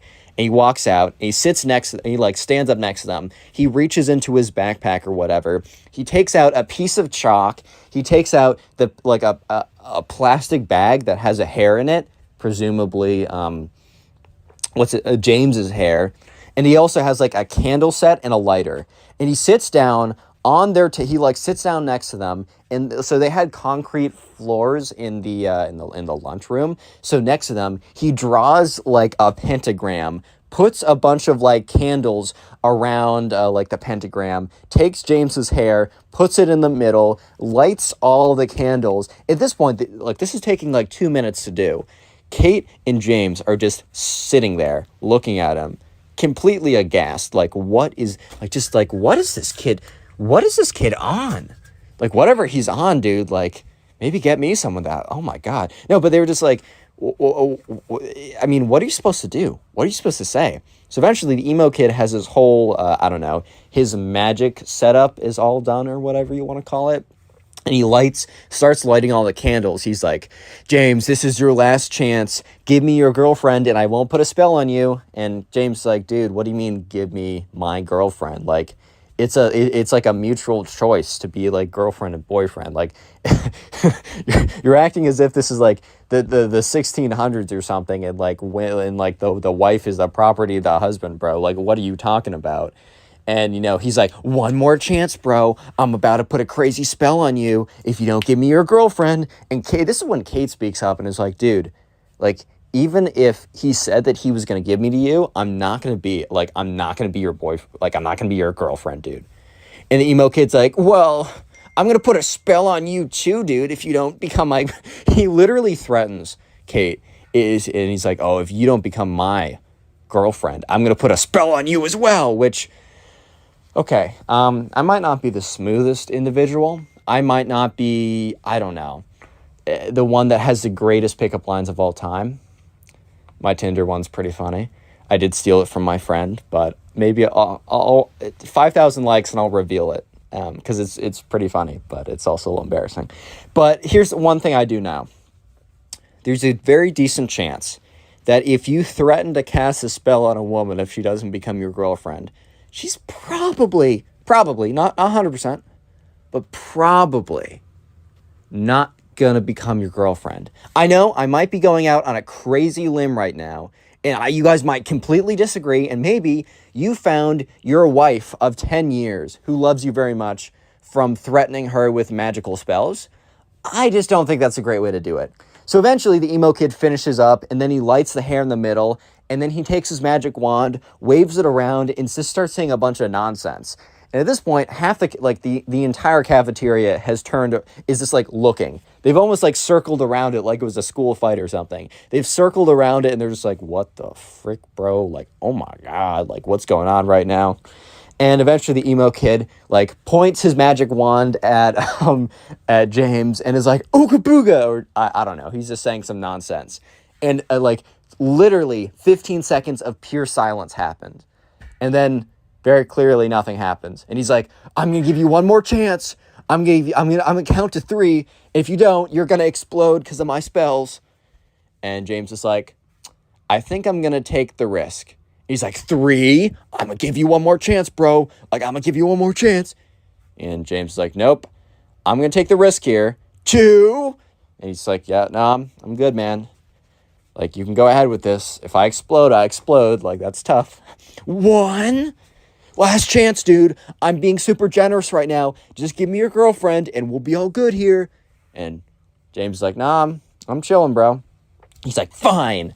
Kicks it. The emo kid literally kicks over his magic, like, whatever set, because I think he knew it wasn't going to work anyways, which thankfully it was concrete floors and nothing, like, flammable, because, like, the candles fly all over the place or whatever, and he storms out of there. He, like, storms out of there.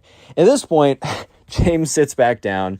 He's like, maybe we should go on dates at night when we're not in school. And Kate's like, that's not a bad idea. So the next day, Kate and James actually don't sit together at lunch. They sit separately. So they decide that if they're going to like do anything, at least for a little bit, to do it outside of school, like after school or at lunch or something like that. But the emo kid once again comes up to James, and James is like, oh my God, dude, like what? What now? And the emo kid, like, he literally goes on one knee and like kind of like presents, he's down on one knee, puts his head down and says like, I concede the battle, you win. Like, I tried everything possible, but you are the better duelist. Like, I honorably concede. And in James's head, he's like, bro, he didn't say this, but he's like, bro, you did not honorably concede. You did the least honorable, you did not concede honorably. But at this point, James sees this as a perfect opportunity for the emo kid to just stop. So he's like, all right, man, like, it was a good battle. It was really close, and you'll get them next time. Like, honestly, James is trying to be as chill as possible so that the emo kid doesn't come back and be like, well, actually, I'm going to try more magic or something. And the emo kid stands up, and he, like, kind of, like, nods his head. And James nods his head back, and the emo kid bows and leaves. And yeah, after that point, James and Kate actually were able to like do like lunch dates or whatever in school again. The relationship lasted like 6 months. It didn't last crazy long, but Kate and James are still cool to this day. And the emo kid never Click on the video bothered on them screen after right this now. point. I know you'll enjoy it. Just click it. Do it. How's it going, everyone? I hope you're having a great day, because today I have probably the craziest emo kid story I have ever received to date. I'm not even kidding. So sit back, relax, grab something to eat, grab something to drink, subscribe if you're new to the channel, and let's just jump right into it. We're calling today's subscriber Ty. So anyways, Ty was going off to camp, and this was his first time doing an overnight camp, so he was a little bit nervous, and it was kind of like a wilderness-based overnight camp, but they were mostly in cabins. Ty's parents did it before, and they actually met at this camp, so they were really pushing for Ty to go. But the summer before, he just said that he, wasn't ready and was going to do it the next year. And of course, the next summer rolls around, and Ty's like, oh my god, I said that? So sure enough, Ty and his parents ship him off to this camp. Ty's a little bit nervous about it, but they say, hey man, it's going to be good for you. Trust me. Like, I know it's scary, but you just got to do it. So anyways, they arrive at the campground and they walk over, Ty and his parents walk over to the person who is signing everyone in. And it's some 25-year-old dude with a big old goofy smile on his face. He's like, hey guys, welcome to Camp Awesome. That wasn't actually the name, but we're going to call it Camp Awesome. Hi there, buddy. What's your name? He's like, Ty Gooden. And he's like, Ty, let me see. There you are, buddy. All right, so you're going to be in group B over there. And he points to this group of kids and one counselor or whatever. And Ty turns around to his parents, and his parents are like, all right, well, we'll see you in 2 weeks. And Ty's like, Mom, I don't know if I can do this. And Ty and his dad kind of sits down and he's like, yo, you got this, buddy. You don't need to worry about it. Trust me, the 2 weeks are going to fly by and you're going to have so much fun, you're not going to want to leave. That's a guarantee from me. And Ty's like, all right. So Ty walks over and he goes over to Group B, and there's a big group of kids, and, the counselor's like, hey, guys, my name is Ben. Don't worry, he's not the evil guy. But hi, guys, my name is Ben. Welcome, to camp. These are going to be the guys who are in our group. We're going to be in the same cabin together. We're going to do a lot of activities together. You can still meet people in the other groups, but these are going to be the guys you're going to be seeing all the freaking time. So start getting to know each other. Let's go around, do some names. And so they went around and did some names, and Ty was just kind of observing, all right, well, that person seems kind of cool and whatever, oh, we have that in common. And then it kind of comes around to this one kid that Ty didn't even realize was there until until he spoke up. And this kid had these long black swooshed hair, right? He wore all black. He had these rock band t-shirts, these big black boots. He had this spiky bracelet necklace type thing. And by the way, if you kind of dress emo, that's totally chill. I don't really care. As long as you don't act like this kid, you're cool in my book. I say this every single time.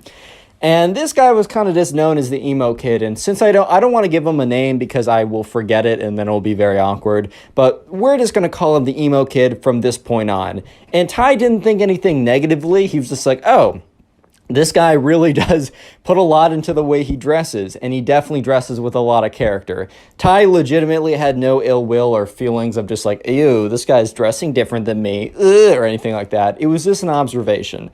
And so later on, they have they go to dinner together as a group, and then afterwards they have the welcome to camp ritual, whatever. They all sit around a big campfire, and they're inaugurated in the class of 2015 or whatever. I don't know. This took place a little while ago. But anyways, right, it's finally time for them to go back to their cabins to figure out which bunks they want, etc., like that. So anyways, right, they get back there, and they're just the counselor dude who is their group B counselor, right, who's also sleeping in the cabins with them. He's like, well, just to make sure that no one feels left out, we've already assigned bunks to everyone. So he said, all right, Ty, you're in bunk A. He says, so-and-so, you're in bunk B. So-and-so, you're in bunk D. And then in bunk D, which they're in kind of quads of 4, or they're in kind of groups of 2, but they're bunk beds, so it's 4. So in Ty's group of 4, the 4th one was the emo kid. So the 4 of them walk over. They go in their bunks. The camp counselor says, yo, if you really want, you can talk to your bunkie about being top or bottom. Doesn't really matter. Lol. Doesn't really matter. And so sure enough, Ty and his bunk they didn't really care. Ty was on the bottom. He didn't really care. But anyways, flip over to the emo kid. And the emo kid is with this guy, and we're going to call this guy Benjamin. It's a throwaway name, but Benjamin was his bunk. And, the Benjamin is like, hey, do you mind if I have the top? And the emo kid is like, no, I must have the top. I must keep watch at night. And everyone just kind of went silent in that group of 3. They're like, or group of 4. They're kind of and Benjamin's like, all right, man, that's fine. Bottom bunk's cool with me. He's like, good. You have made a good choice, because I will watch over us at night.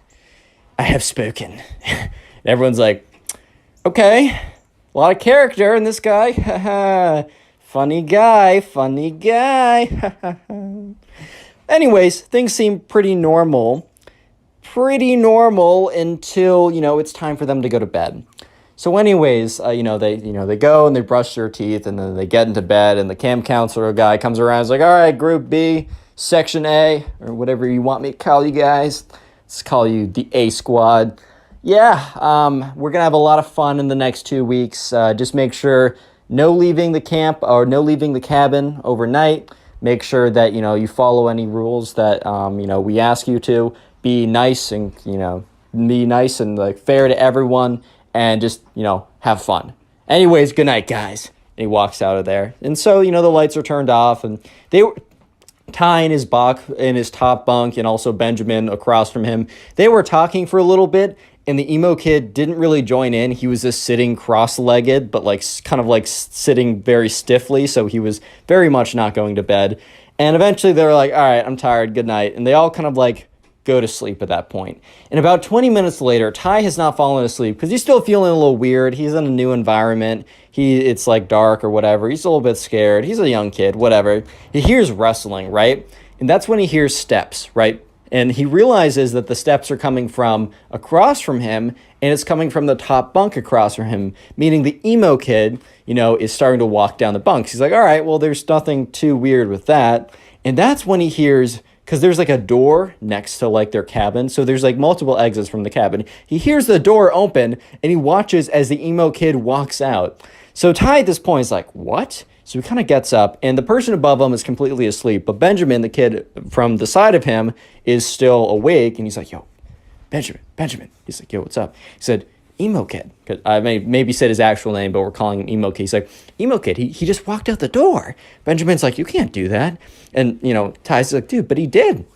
So anyways, they both get up, and they both look out the window, but they're trying to do it stealthily so that they're not caught, right? And they see the emo kid literally just standing there looking into the moon. It is the creepiest, weirdest thing they have ever seen. Because the kid is just literally freaking standing there, bro. He's just standing there observing the night sky. And they're all like, oh my god, dude, that's freaking weird. What is going on right now? And, sure enough, Ty and Benjamin were like, all right, this kid is a little strange. Make sure he doesn't, strangle us to death or something in our sleep. I'm a little freaked out. And that's when the emo kid, out of nowhere, does a 180-degree turn and turns right looking at the window. Ty and Benjamin quickly jump down. They're like, oh my god, do you see us? Do you see us? Do you see us? So, Ty starts to look up. He, peeks a little bit into the window and quickly goes down because he sees the emo kid walking towards the window. And he's like, dude, Benjamin, he's walking towards the window. He's like, crawl back to your bunks. So they both crawl out of sight of the window and they crawl into their bunks, and it's dark enough in the room for them to do this without being super obvious. And they're both in their bunks, and Ty turns around under the sheets, right? And he peeks out, and the emo kid is literally standing right with his nose up against the window looking in. And he's like, oh my god, this kid's insane. Anyways, emo kid walks back in quietly, goes up the stairs again, and sits in the bed and supposedly goes to sleep. Ty doesn't fall asleep for another hour afterwards, but eventually he opens his eyes to the camp counselor being like, Ty, come on.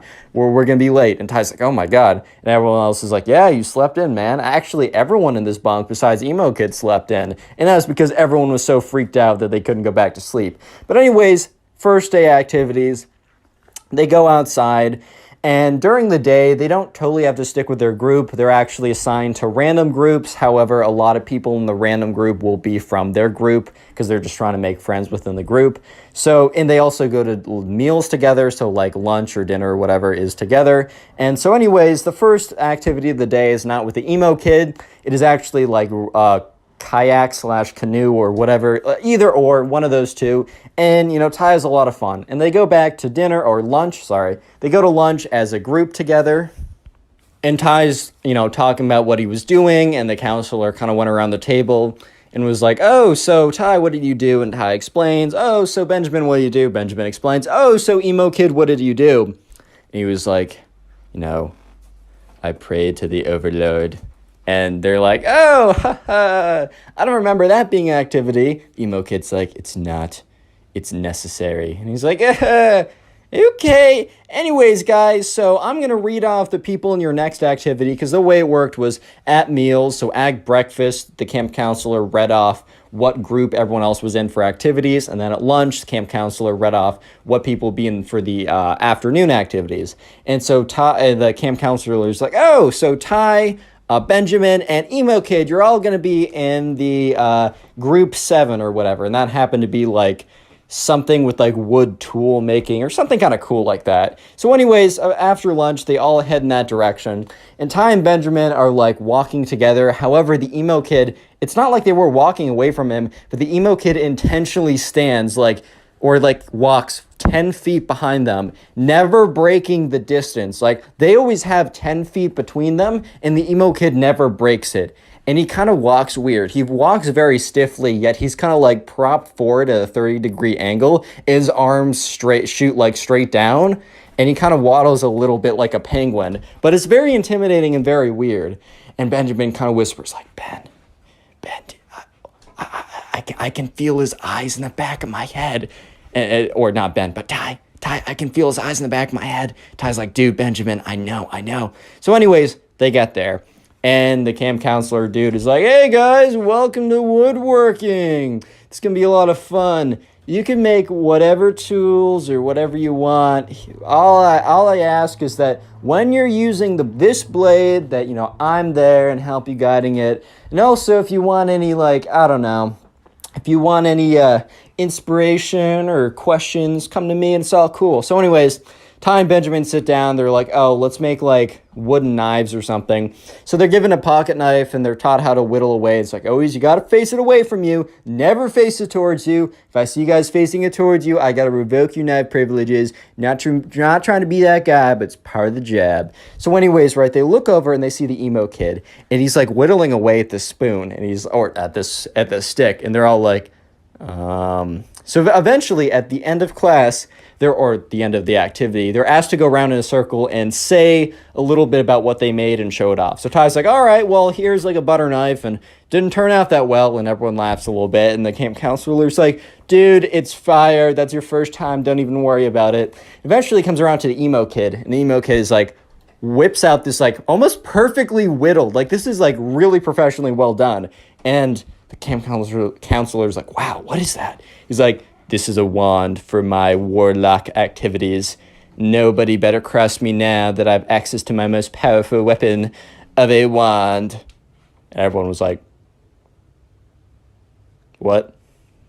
Real quick, if you made it this far into the video, comment emo down below. That's the secret word of the day. I'll try and heart as many comments as I possibly can that say emo. And then also, if you want to support the channel, watch a bunch of these videos in one sitting. I call it binge watching. So if you're sitting down, maybe playing video games or trying to go to sleep or something like that, watch like 10 videos in a row if possible. I know it's a big ask, but if you do so, please leave a comment down below. I'll heart it and even shout you out, as on screen right now, shouting out some people who are supporting the channel and telling me about it. So yeah, thanks to these guys and you guys, and let's get right back to it.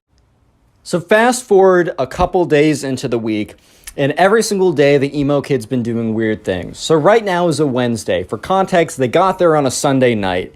So this Wednesday night, Benjamin's kind of becoming like the side character for Ty. Like he's becoming like pretty close friends. And Ty and Benjamin are kind of like talking about the Emo Kid and being like kind of tracking the weird things he's been doing. But tonight is one of the weirdest things he's done. So once again, Ty and Benjamin have been noticing that the Emo Kid has been going outside every single time, like 15 minutes after they go to sleep. So Ty and Benjamin, they both get in bed, and when the lights are turned off, they wait about 15 minutes, and sure enough, the Emo Kid gets out of bed and walks down the steps. And he walks outside, and he walks to kind of this like big forest clearing. So Ty and Benjamin, they both walk over, and they both look up, and they look out of the window. And they're looking out, and they see the Emo Kid, and normally he just stands there blankly. But this time was different. He was getting to work. They saw the stick that he made in the wands, in like the wand craft whatever class, or the woodsmanship class. And he takes the end of it that isn't pointy, where you do the spell, and he puts it into the dirt, because he's standing in a pretty big dirt clearing, and he starts drawing this circle, this very big circle. And Ty looks over at Benjamin and is like, dude, what on earth is going on? Like, what is this kid doing? And Benjamin's like, dude, I have no idea. And they look at it, and he's drawn a complete perfect circle around him. And then he steps out of it. And then he starts making lines within the circle. He goes from the top of it, down, up, down, across, up. He's made a perfect upside down pentagram. And if you don't know, that's basically like a sign of like ship or the something. So at this point, right, Ty and his friend are freaking out. They're like, oh my God, he's trying to like summon something. And sure enough, the emo kid starts like waving his wand around in these weird directions and starts like spinning around in a circle and making these like weird movements. And if TikTok was around, I bet Ty would have been like, bro, is he trying to do a TikTok dance or something? But anyways, Ty and Benjamin are watching as the emo kid, after making the upside down pentagram, just starts waving it around and starts speaking, like, because the window was cracked open a little bit, and they start hearing like some weird okay, maybe it wasn't as goofy as that, but he was kind of talking these like weird tongues or whatever. And that's when they heard the light flick on. Not in their room, because they would have seen that. They heard the light flick on in the middle cabin. The middle part of the cabin. That is where the camp counselor lived. He must have heard or must have felt like some kind of disturbance or something, because they see the emo kid grab his wand and sprint out of there, and sprint so quickly he goes to the back room. And that's when like Ty and Benjamin are like, oh my God, he's sprinting here. So they quickly jump into bed and are, you know, when, I don't know if you guys did this, but like when you were up later than you should and your mom is about to run into like open the room, and you just jump into your bed and then you just stay super still. That was them. Like, it doesn't matter if you're sprawled out in a weird position, you're staying as still as possible. So they jump in, they're super still, and they watch as the door opens and the emo kid runs in and runs up to like the second bunk and just sits in there. And that's when like they see, like, literally 10 seconds after the emo kid gets into his bed, they see the light flicker on. And the camp counselor, who's for cabin B or whatever, walks in and is like, hey, I saw something out there. Any of you guys go out there? And, like, you know, everyone's pretending to be like, what? Like, they just woke up. The emo kid is really pretending to be like, what? I don't know what's going on, bro. And obviously Ty and Benjamin, you know, they're trying to, like, pretend like they weren't up watching the whole thing. And the kid on the very top of, like, Ty just is still completely asleep. So counselor's like, all right, whatever. He's like, all right, well, remember, it's a punishable offense if you guys leave the cabin during night. Like, you will be forced to go back home, and you don't want to miss the fun retreat we're doing this weekend. And they're all like, all right. They were like, yeah, it wasn't us. I don't know what it is. And that's when the camp counselor is like, what? And he looks outside the window, and that's when he sees it. He's like, stay here. And he goes outside, and they all watch as he walks outside, and he sees like the upside down pentagram like drawn into the circle or whatever, drawn into the dirt. And he's just looking at it. And he takes out like his iPhone 4, because it was like 2015 or whatever, and he takes a photo of it with like flash, takes another photo, steps back, takes another photo, and everyone else pretends to be asleep as they go back in. Next day rolls around, and they're walking to their first activity from breakfast. And Ty and Benjamin happen to be in the same group. And Ty's like, dude, the emo kid's insane. Like, that was ridiculous last night. And Benjamin's like, I've never been more freaked out besides the first night, bro. Like, this kid's insane. And at this point, they start talking about the camping retreat. So I mentioned this like a couple minutes ago when the camp counselor said, you guys don't want to miss the special fun camping retreat we're doing. So they stayed out in cabins. But part of the wilderness camp, whatever, at the very end of it, at the very, like, the last Friday night to Saturday, they hike out kind of farther out into the woods. They bring like camping equipment, and they kind of like camp out like that. So they both of like Ty and Benjamin were a little bit worried, because that basically meant that they were going by group, and they were going to be out in the woods in tents by themselves with the creepy emo kid. So anyways, let's just fast forward to that day. It's Friday, and everyone is kind of packing their little bags, and the camp counselor for each group packs their like supply kit, medical supplies, radio, the food that they're going to be eating. And he's like, all right, everyone grab groups of 2 grab a tent. And so sure enough, people pair up, and Benjamin and Ty are together, and they grab this tent, and they start walking over to the campsite. And Ty and Benjamin was like, dude, I heard that like, there's only like enough tents so that like we have to pair up with someone. And he said, I heard that it's random. I heard that we don't get to choose who we pair up with. Ty's like, dude, that's insane. We already have friends. I get in the beginning them assigning us stuff, but like we know people now. This is the last day. Like, why would we need to bunk with someone random? And Benjamin's like, dude, I don't know if that's true. That's just what I heard. So eventually they get to the campsite. Anyways, so they get to the campsite, right? And, they set up their kind of like, they sit around a bunch of logs. So they like light a little fire and they have like baked beans in a can or something. Then they also go out and they kind of like clear the land to put down the tents. They all set up a bunch of tents in the group of 2 that they carried it over in. And Ty at this point is thinking, all right, we're good because I'm going to be with Benjamin because, we're in groups of 2 already. Why would they need to reassign us groups? And so once again, they were asked back to the campsite, or not the original campsite, but the little campfire they made. It's getting kind of late, and the camp counselor's like, all right, guys, time for me to assign you your bunk mates or your camp tent mates. And Ty in his head is like, no. So Benjamin and so-and-so, so-and-so and so-and-so. And when there's like that one guy you don't want to be with or something like that, and like you're being assigned in a list, and you don't hear your name, but you also don't hear his name, and the number of combinations starts getting smaller and smaller and smaller, and you start freaking out. Well, this is what was happening to Ty until he realized that he was doomed before, the words were even said, because the camp counselor went through the entire list, but he didn't say Ty's name or the emo kid's name. And that's when the camp counselor said, Ty and the emo kid, obviously said his real name, but you know what I mean. And Ty was just like, oh, I'm not gonna make it tonight. I'm not gonna survive. I better write some some letters to my mom saying I love you because I'm not making it tonight. Oh my God. And Benjamin is just staring at him and afterwards walks up to him and says, hey, if you need help, we gotta come up with some kind of signal. So Ty's like, okay, I'm gonna I'm just going to run out of there, and I'm going to run over to, no signals, no nothing. I'm running over to your campsite if anything happens. And Benjamin's like, all right, that's totally fine, man. So anyways, Ty goes up to the emo kid, like, so, looks like we're bunking. And the emo kid is like, interesting. And Ty's like, yeah, man. He's like, well, I guess you're one of my more favorite mortals that I know.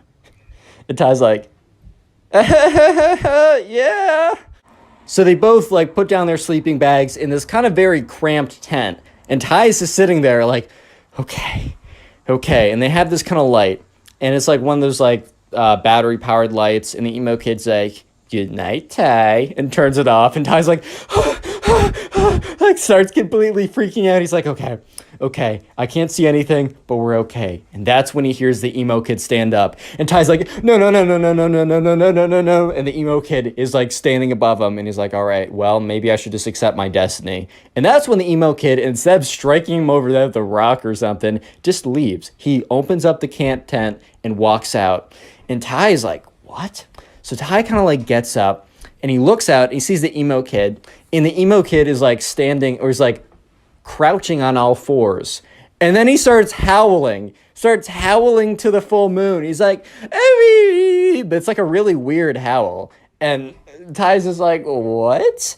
And that's when he hears the kind of the camp counselor who's with us be like, hey, who's that? You're not allowed to be outside your campsite. And you just see the emo kid go, oh, and just sprints towards the tent. So Ty jumps back into his bed, and the emo kid, who's not very coordinated apparently, instead of jumping through the wind, the open flap, jumps right through the tent. So breaks right through the tarp of the tent, cracks the entire thing. The entire thing comes collapsing down, and Ty just has his eyes closed as the entire tent falls on top of him. And that's when you hear all this yelling, and the camp counselor's like, what's going on over here? Are you guys all right? And he just starts rummaging through all the rubble and stuff. And Ty starts getting up, and he pushes the stuff off of him. The camp counselor was like, was that you out there doing those howling noises? He's like, no. And then sure enough, the emo kid is just standing there and he says to him, you wouldn't understand what I was doing And the camp counselor was like, I told you before that you can't be leaving your tent during the nighttime. Like, after I said goodbye, you were supposed to go to your tent and not leave it. You were out there. He's like, I was performing a protection ritual. And camp counselor was like, what? I was performing a protection ritual so that everyone would be safe at night from the demons and ghosts of the underworld. Camp counselor was like, what? And at that point, right, they just realized, okay, this is a lost cause. And at this point, the worst thing was that there was nowhere for them to sleep because the camp was completely destroyed, or the tent was completely destroyed. So the camp counselor was like, fine, you two, bring your sleeping bags. You can sleep in my tent. So the three of them are kind of like crushed in there. And eventually the camp counselor is like, all right, you two are in here. I'm going to sleep outside. No shenanigans. So it was the most uncomfortable sleep of Ty's entire life. But eventually the day is over. He gets up. You know, they start packing up their stuff and they're walking back to the campsite. And that's when Ty meets up with Benjamin and is like, dude, like, what? Like, you're not going to believe it. And Benjamin's like, I heard a lot of yelling. Are you okay? So Ty tells him the story. He's like, dude, that's insane. So anyways, they get back, and Ty actually had a really good time at the camp, minus the emo kid, like, cringe fest or whatever. Eventually, Ty's parents come to pick him up, and Ty's mom's like, man, you got to tell me all about it. Like, how was it? Ty's like, it was really good, but it's quite a story. And so for the entire, like, 2-hour car ride back, Ty tells them the entire story, and let me just say, click on the video on screen right now. I know you'll enjoy it. Just click it. Do it. How's it going, everyone? I hope you're having a great day, because today we have a story of probably one of the cringiest emo kids on planet Earth. I'm not even kidding. This is probably one of the craziest stories I've received, so sit back, relax, grab something to eat, grab something to drink, and let's call today's subscriber who submitted this story. Let's call him Oliver. So this all happened back in the good old days of like 2014, 2015, when like goth, emo, all that type of stuff was like super popular. And by the way, if you dress goth or emo, I literally don't care. That's a totally fine style. As long as you aren't an emo kid like this kid, you're totally cool in my book. So anyways, right, this all started when Oliver and his friends were in the mall, and this was way back in the day, and Oliver and his friends were just kind of like walking around in the mall. They were trying to figure out something to do. I mean, it was a Saturday, so I mean, who knows, like, you know, I mean, like, they were trying to figure out something that they wanted to do, and Oliver's friend was like, hey man, do you mind if we stop in Hot Topic? Hot Topic is a t-shirt store that sells sells a lot of different types of t-shirts, a lot of like trending stuff, a lot of like, and since, you know, emo and goth was kind of trending at the time, they sold a lot of shirts and attire that really fit with that outfit. Like, you got like black t-shirt that says like society, and then you got like a spiky collar. I don't know, man. But anyways, right, Oliver and his friends stopped in Hot Topic, and Oliver wasn't really, you know, there to, like, buy something, so he was kind of just walking around and chilling, and he accidentally bumps into the emo guy, or this the emo guy. I'm introducing a new guy, emo kid, whatever, we'll call him the emo kid. So anyways, right, this kid turns around, and he's got this, like, this black t-shirt on. He's got a spiky collar choker type thing. He's got black pants. He's got black shoes on. His hair is black and it's like slicked down. So he has these like massive, really weird bangs where you can't even see his face. He's like, watch where you're going, punk. And Oliver's like, sorry, man. He's like, wait, I know you, dude. You're from my school.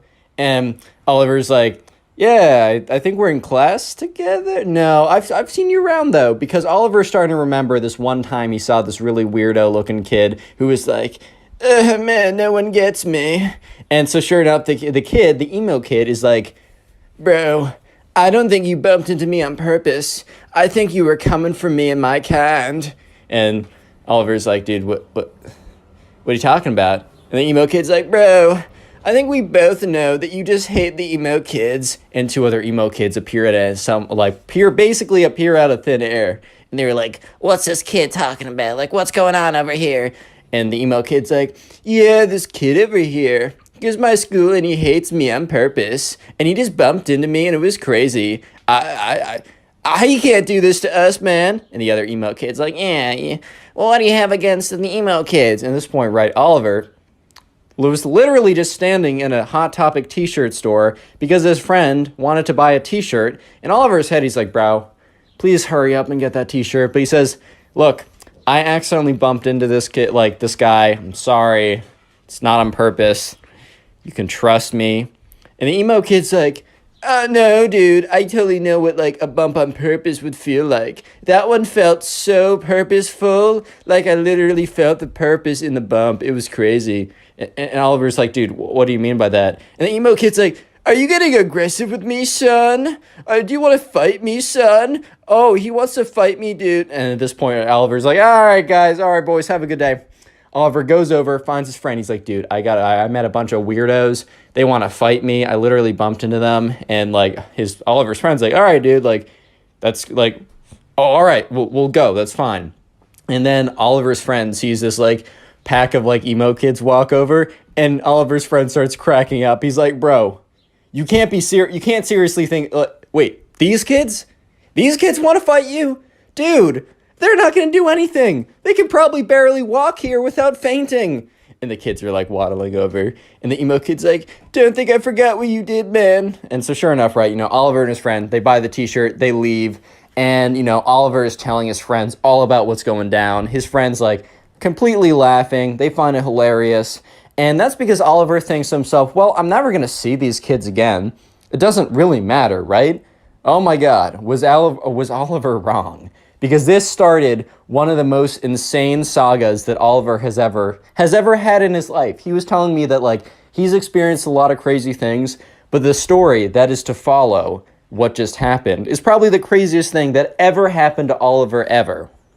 So skip forward a week. An entire week has passed by, actually a little bit more because it's not a weekend. Oliver, it's a Monday morning. He gets up. He's like, oh my God, I gotta go in. So, he gets up, eats breakfast, gets on the bus. It's just like, oh my God, man, is it already Monday? Dude, that's freaking crazy. He gets into school and he's walking to his locker, all kind of like half awake or whatever. He has his backpack on. And he gets to his locker. And that's when he realizes that something's wrong. Because his locker is like halfway open. And like the lockers didn't have locks on them. But Oliver always like closed it by the end of the day. He'd grab his backpack and he would shut it all the way and it would close. And he noticed it was halfway open, which was weird because no other lockers were halfway open. I mean, some were, but they were very obvious. The people just left them open or whatever. And Oliver goes up to his locker and he opens it very close, like very, very slowly. And that's when he sees a little something in the background. He sees a little something in the very far back of his locker. So he gets his iPhone 3 or whatever, opens up his flashlight app, or I remember when that was a thing, shines it, and sure enough, he sees in the back of his locker in black marker, he sees a skull and crossbones scribbled on there, and then said, "You're next. Fear us." And at this point, Oliver is like, what? Huh? What? What? What's going on here, boys? Why? And so sure enough, Oliver hits up his friend. He's like, bro, did you do this? And his friend's like, dude, no, I'm not cringe. and Oliver's like, all right, well, if it wasn't you guys, well then who could it, that's really weird. And remember, the whole emo experience, the emo kid thing that happened at Hot Topic over a week ago, was a pretty crazy experience, but at that time, Oliver had completely forgotten. Because don't forget that the main emo kid actually went to Oliver's school, and Oliver recognized him from being in the hallways once. So Oliver didn't even think for a second, he didn't even think of the emo kids when he was like, all right, who's probably going to be the one, who did this? Who's most likely that probably went through and was trying to mess with me or whatever. And Oliver just didn't even think of the emo kid. So give it a couple days, right? A couple days later, Oliver is kind of towards the end of school. And most people are gone. Oliver's just waiting. It's after class. Oliver's waiting to go be picked up. But then he's like, oh, shoot, I forgot my backpack. I don't know, that happens or whatever. So Oliver's walking back to his locker. And this is where it's actually a little creepy because he starts walking back to his locker and it's he looks at his locker and it's just scribbled in black pen. Nothing else, no other lockers. It says his locker has all these black X's all over them. And it's done in Sharpie or whatever, but he's like, okay, whatever, this is kind of serious. Because, like, he looks around and no one else is around him. So this is, like, kind of weird now. He's definitely feeling kind of uncomfortable at the moment. So he goes in there and he goes to grab his backpack. And he sees a piece of paper sitting there. So he grabs the piece of paper. He realizes it's a letter, but he doesn't read it yet. Because he grabs his backpack, he gets on out of there, and he goes out of the school. And now he's standing where, you know, people are getting picked up or whatever. And this is where he feels more comfortable to actually read the letter. So he opens up the letter, and it says, I'm going to try and read it in the emo kid voice. Don't think you could have gotten away from us, man. You emo kids have not forgotten your sins, and you shall pay for them. Next time, don't mess with the popular loners ever again. And then it had this, like, weird, like, raven at the bottom. And apparently that was, like, the emo guild crest or whatever, dude. I don't know. But at this point, Oliver's like, oh my god, it's the freaking emo kid that I bumped into at the Hot Topic. That's the kid behind all this, or whatever. So he's like, all right, I'm just going to, next time I see him, I'm just going to tell him to leave me alone, and I'm just going to scare him. He's full of nothing, right? He's full of nothing. And so sure enough, the next day rolls around, and he gets on the bus, and once again, Oliver isn't even really thinking about the weird stuff going on, but he gets on the bus, and he's half awake, and he's looking. You know how you walk down the bus, and you can see all the people sitting in the seats? He looks in the way back, and he's like, stops for a second, because he sees something that's very reckoned that he remembers. Long black hair, bangs in the front of the face. And he's like, oh my god, wait, that's the emo kid. And all of a sudden, he hears from the back of the bus, well, hello there, Oliver. Why don't you sit next to me? And Oliver's like, how does he know my name? Whatever. And Oliver's like, all right, well, this is going to be actually a great opportunity for me to sit down and kind of, like, scare this kid and tell him to, like, basically to piss off, right? So Oliver gets to the back of the bus, and he sees the emo kid, and he sits there. He's like, dude, I don't know what's up with you, but why do you keep doing weird things to my locker? And he says, and the emo kid's like, so you've noticed that the emo guild has noticed your presence and has decided that you are mortal enemy number one. And Oliver's like, what? The emo kid's like, so you must not know about the emo guild. Well, someone so ignorant as you probably would have known that anyways. But anyways, the emo guild is the guild of all the emos in our area. They get together, and since everyone's a hater and part of society, we've decided to guild together and join our forces. And if anyone strikes one of us, we will all combine and strike them down 20 times as hard. And Oliver's like, all right, man, well, you struck pretty hard with the locker. Scared me, got me good. And the emo kid's like, nice try, Oliver, if that even is your real name. Oliver's like, yes, that's my birth name. And he's like, whatever, you don't even know what's coming next. Real quick, if you made it this far into the video and are busy doing something, comment emo down below. I'll try and heart as many comments to say that. Then also, if you want to support the channel, binge watch these videos while you're doing something, and let me know in the comment section down below what you're doing while binge watching these videos. Binging the video supports the channel so much, and I appreciate it. And also, I'll be shouting out random people who tell me how they're supporting the channel, like these people on screen right now. Thank you. Let's get back to the story. So eventually the bus gets to the bus stop where the school is. Oliver gets up and the emo kid's like, wait, you must know that you are facing off against the emo clan, and you will not have any idea of what's coming. And Oliver's like, all right, can I at least get your name so I can know who I'm facing off against? Fine, I guess that is only what a respectable duelist would do anyways, so fair. I am Sir Ben, the great wizard archduke nemesis Leonardo DiCaprio III. And Oliver's like, so your name's Ben? Yes, whatever, that is my mortal name.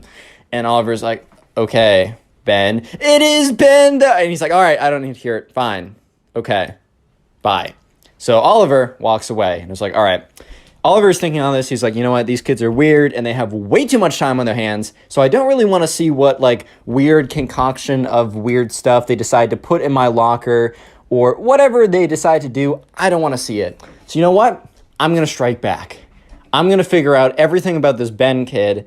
and I'm going to have a little ammunition to, I'm not going to say blackmail him, but blackmail him. Yeah, it just is what it is, man. I'm sorry. Like, they're playing dirty. I'm playing dirty. Sorry. So sorry. If you don't hate the player, hate the game. Right? So anyways, Oliver immediately starts hitting up all of his friends. He's like, do you know this Ben kid? They're like, no, I don't know this Ben kid. One kid's like, yeah, he's the weird emo kid. He's like, all right, what do you know about him? He's like, he's weird and emo or something. And Oliver's like, you're no help.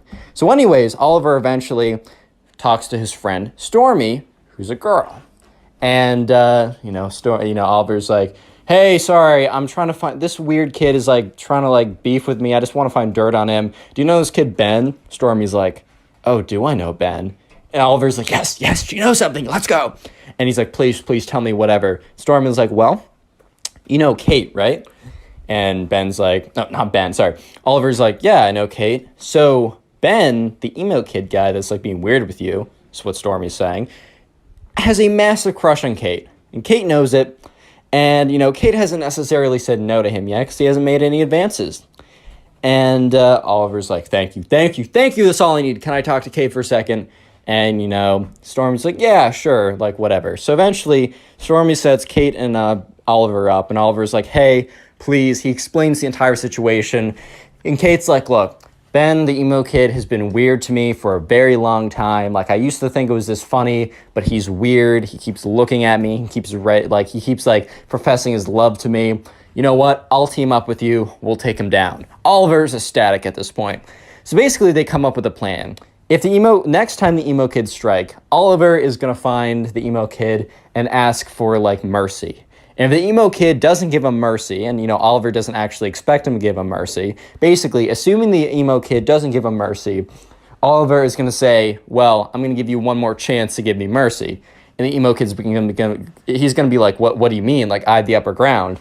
And then all of a sudden, Oliver is going to, like, pull out, like, basically text message conversation with Kate, which is going to be fabricated, about how, like, he knows someone perfect for her, and how, like, Oliver's friend, who we'll just call Bob. No, we're going to call him, what should we call him? Oliver's friend Ryan is, like, perfect for Kate, and the truth is, Kate has, like, a crush on Ryan, and Oliver's basically going to say, hey, if you do anything else, I'm going to set up Ryan and Kate. And Kate already thinks Ryan is super attractive, and Ryan is down to get with her, and I have all the power to connect them, and you will never be able to date Kate, you'll never be able to date Kate ever again, and this will destroy the emo kid. So anyways, after this plan is done, once again, Oliver is walking back to his locker. And sure enough, once again, and he reported last time all the X's and stuff, and the janitor came and cleaned it up. And he goes to the locker, and sure enough, there is this, like, crudely drawn black raven, and then it says emo guild underneath it. And so, Oliver's like, all right, they struck again. Let's see if this kid's on the bus. So the next day, Oliver is really hoping that the emo kid takes the bus again, because this would be kind of difficult to go and find him. But sure enough, the emo kid is sitting in the back with his, like, weird, super long hair that's, like, covering his entire face. He's wearing, like, he has this, like, robe today, this, like, black cape or whatever or something. He's sitting there, and he's like, Oliver, do you want to sit next to me and... because I don't know if you've seen your locker yesterday, but it has a little, I don't know, it has a little something on it. And Oliver's like, yes, Ben, I know. I was wondering if we could talk about, maybe a surrender, my surrender. And the emo kid's like, I knew it. I knew you were weak. I knew you were sad. But no, I will not show you mercy. I will just not do it. It's not in the way of the emo guild. Because you're a part of society. Freak society, bruh. And Oliver's like, look, Ben, I'm going to give you one more chance to reconsider. And the emo kid's like, what? Give me a chance to reconsider? You're asking me for my forgiveness. I will not reconsider anything. And Oliver's like, fine. I know about Kate. The emo kid's like, what? You know about my love? I can barely keep a straight face doing this. Anyways, emo kid's like, you know about my love? And Oliver's like, yes. In fact, I know more than that. You know Kate, right? Well, I have a friend, Ryan. He's a good-looking man. And I was talking to Kate, and I was talking to her about Ryan. And I just asked her, what she thought. And Kate confessed to me that she really thinks Ryan is so attractive. And you know who's my best friend? Ryan. You know who Ryan finds attractive? Kate. And with a snap of my fingers, Mr. Emo Man, I could set the two of them up. And you will never have a chance to date her for the rest of high school or middle school. Or I don't care, right? For the rest of high school. And I mean, it's not like that Ben, the emo kid, was going to date her anyways, but the emo kid was like, no, what do you want, you cruel beast, you cruel monster? I don't know why you put my love up like that.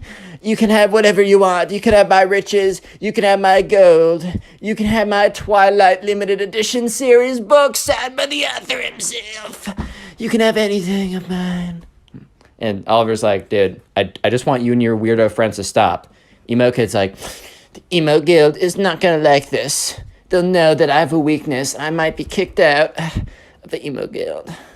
No. And Oliver's like, all right, well, if they're not gonna stop, if your buddies aren't gonna stop, you and your weirdos aren't gonna stop harassing me, well then, you know what? Kate and my friend Ryan are gonna be sitting in a tree. Emo Kid's like, no, don't say it. Don't say it. K-I-S, no, S-I-N, no, G, no. Fine, Oliver, you cruel monster. You can have whatever you want then.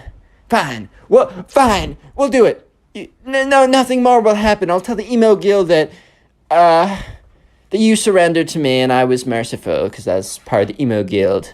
And Oliver's like, didn't you say that was the opposite? It doesn't matter, Oliver. I'm trying to work with you, idiot. And Oliver's like, okay, you know what? If this is true, Kate and Ryan, they're not going to be like that. But just so you know, if you or one of your little emo friends do anything to me, anything, Kate and Ryan are a thing. Emo Kid's like, fine, you drive a hard bargain. I'll call off the attacks. And from that point on, Oliver has never received another emo style, I don't even know if you could call it an attack, but he never received weird stuff in his locker or weird carvings of the Emo Guild or anything like that. And he lived happily ever after. Click on the video on screen right now. I know you'll enjoy it. Just click it, do it. Today I got a story time for you guys about probably one of the weirdest, strangest emo kids to ever exist. So yeah, I don't know, get something to eat, get comfortable, subscribe if you're new, and let's call today's subscriber who submitted the story, let's call her Claire. So this takes place during Claire's class, right? During school, she was in class, and there's this boy that Claire was talking to, and she kind of liked him, right? Hey man, it happens, life happens. Let's call this guy Ben, because I'm not creative, man. There's also another girl in Claire's class, and we're just gonna call her the emo girl. And Claire didn't know this at the time, but she really did know this. She really got to know this pretty soon, but at the time, she didn't know that the emo girl had a massive crush on Ben, right? And part of me feels for the emo girl a little bit, like, I've definitely been in situations where in middle school I had a crush on this girl and she was obviously talking to another guy that would have definitely gotten her. I was not the one for her, some other guy was. It sucks, man. It really does. I'm not going to say it doesn't. However, it doesn't justify the actions that you'll see in this video, which are pretty crazy. But anyways, right, so this all started one day when Claire was talking to Ben. And she was sitting there, she's talking to Ben, and it kind of seemed like Ben was going to like her back, and he was very engaged talking to her, like they were flirting a lot. And this is when, Claire, kind of spaced out a little bit. When you're looking at someone and then you kind of space out a little bit and you look at all the stuff behind them when your focus of vision kind of changes and shifts. So she kind of spaced out a little bit and looked behind Ben, and she very briefly made eye contact with this emo girl in her class. If you dress emo, this video is not against you. I think the style is totally fine and I like you either way. As long as you don't act like this emo girl, then you're totally fine. So basically, right, this girl had super long, dyed black hair. She was a natural, a brunette a year ago, but then she dyed it all black. She wears all these goth skull rings or whatever, and it's kind of the style, you know what I mean. And sure enough, this emo girl that Claire doesn't really talk to just because they were never really friends is just staring into like the pits of her souls, dude. Like the pits of her souls, staring into like I don't know what I'm trying to say. They were just like deeply staring at her, very, very kind of like angrily. And Claire quickly breaks eye contact because like, I don't know, man, she's not trying to like, she's just like, I'm not engaging with this. Like, let's hope that's a coincidence. Claire completely forgets about that and goes back to talking with Ben, right? And so sure enough, she's talking to Ben. She's like, flirting, whatever, right? Insert flirtatious conversation. And by the end of the conversation, the bell rings or whatever, and Claire leaves to go to either recess, lunch, another class. I don't know specifically what, but whatever it was, she leaves to go and do it. And the emo girl quickly follows behind her. Like, the emo girl was kind of far behind her in class, so the emo girl is like speed walking towards her. And Claire is kind of thinking, oh boy, I guess that eye contact earlier today was not an accident. It was not like a mistake. You know how you sometimes like, I know I'll do this. I'll like space out and not even pay attention and then realize I've been staring at someone for like 5 minutes. And I'm just like, oh my God, I'm so sorry. I swear, I'm just zoning out. And Claire was kind of hoping that the emo girl just happened to be accidentally staring into her soul through her pupils. But yeah, it was not an accident because the emo girl walks up to her, is like, hey, we gotta talk. And Claire's like, okay. And the emo girl is like, I don't know if you know this, but Ben is mine. He is my boyfriend, and I don't want to see you start talking to him. And Claire is really taken aback because at first she's like, oh, wait, is Ben dating someone? Like, I've talked to all my friends, and I'm pretty sure, because Claire made sure beforehand that, Ben wasn't dating anyone, so she could kind of like show that she was interested and not get rejected or whatever. And she was pretty sure that he wasn't dating anyone, and also if he was to date someone, Claire didn't really think that the emo girl was his type, but she was like, oh, so you're dating him? And the emo girl is like, well, not yet. But he's mine! Don't question my authority on this matter. You will suffer the consequences if you want to steal my boyfriend away from me. And Claire's just like, what do you mean, your boyfriend? So you guys are dating or aren't dating? She's like, well, not yet, but like super soon. Like, it's totally happening. And the thing is, Claire, you're just getting in the way of this. You're getting in the way of what is meant to be. I was performing a spell last night, and in my cauldron, I got, the spirits told me that Ben and I are meant to be together. And if you want to get in the way of spirits and magic, well then, by all means, go ahead and curse yourself. But I'm just letting you know that if you get in between Ben and I becoming boyfriend and girlfriend and soon to be husband and wife forever, then you will regret it. And the emo girl kind of hunches over and shuffles away.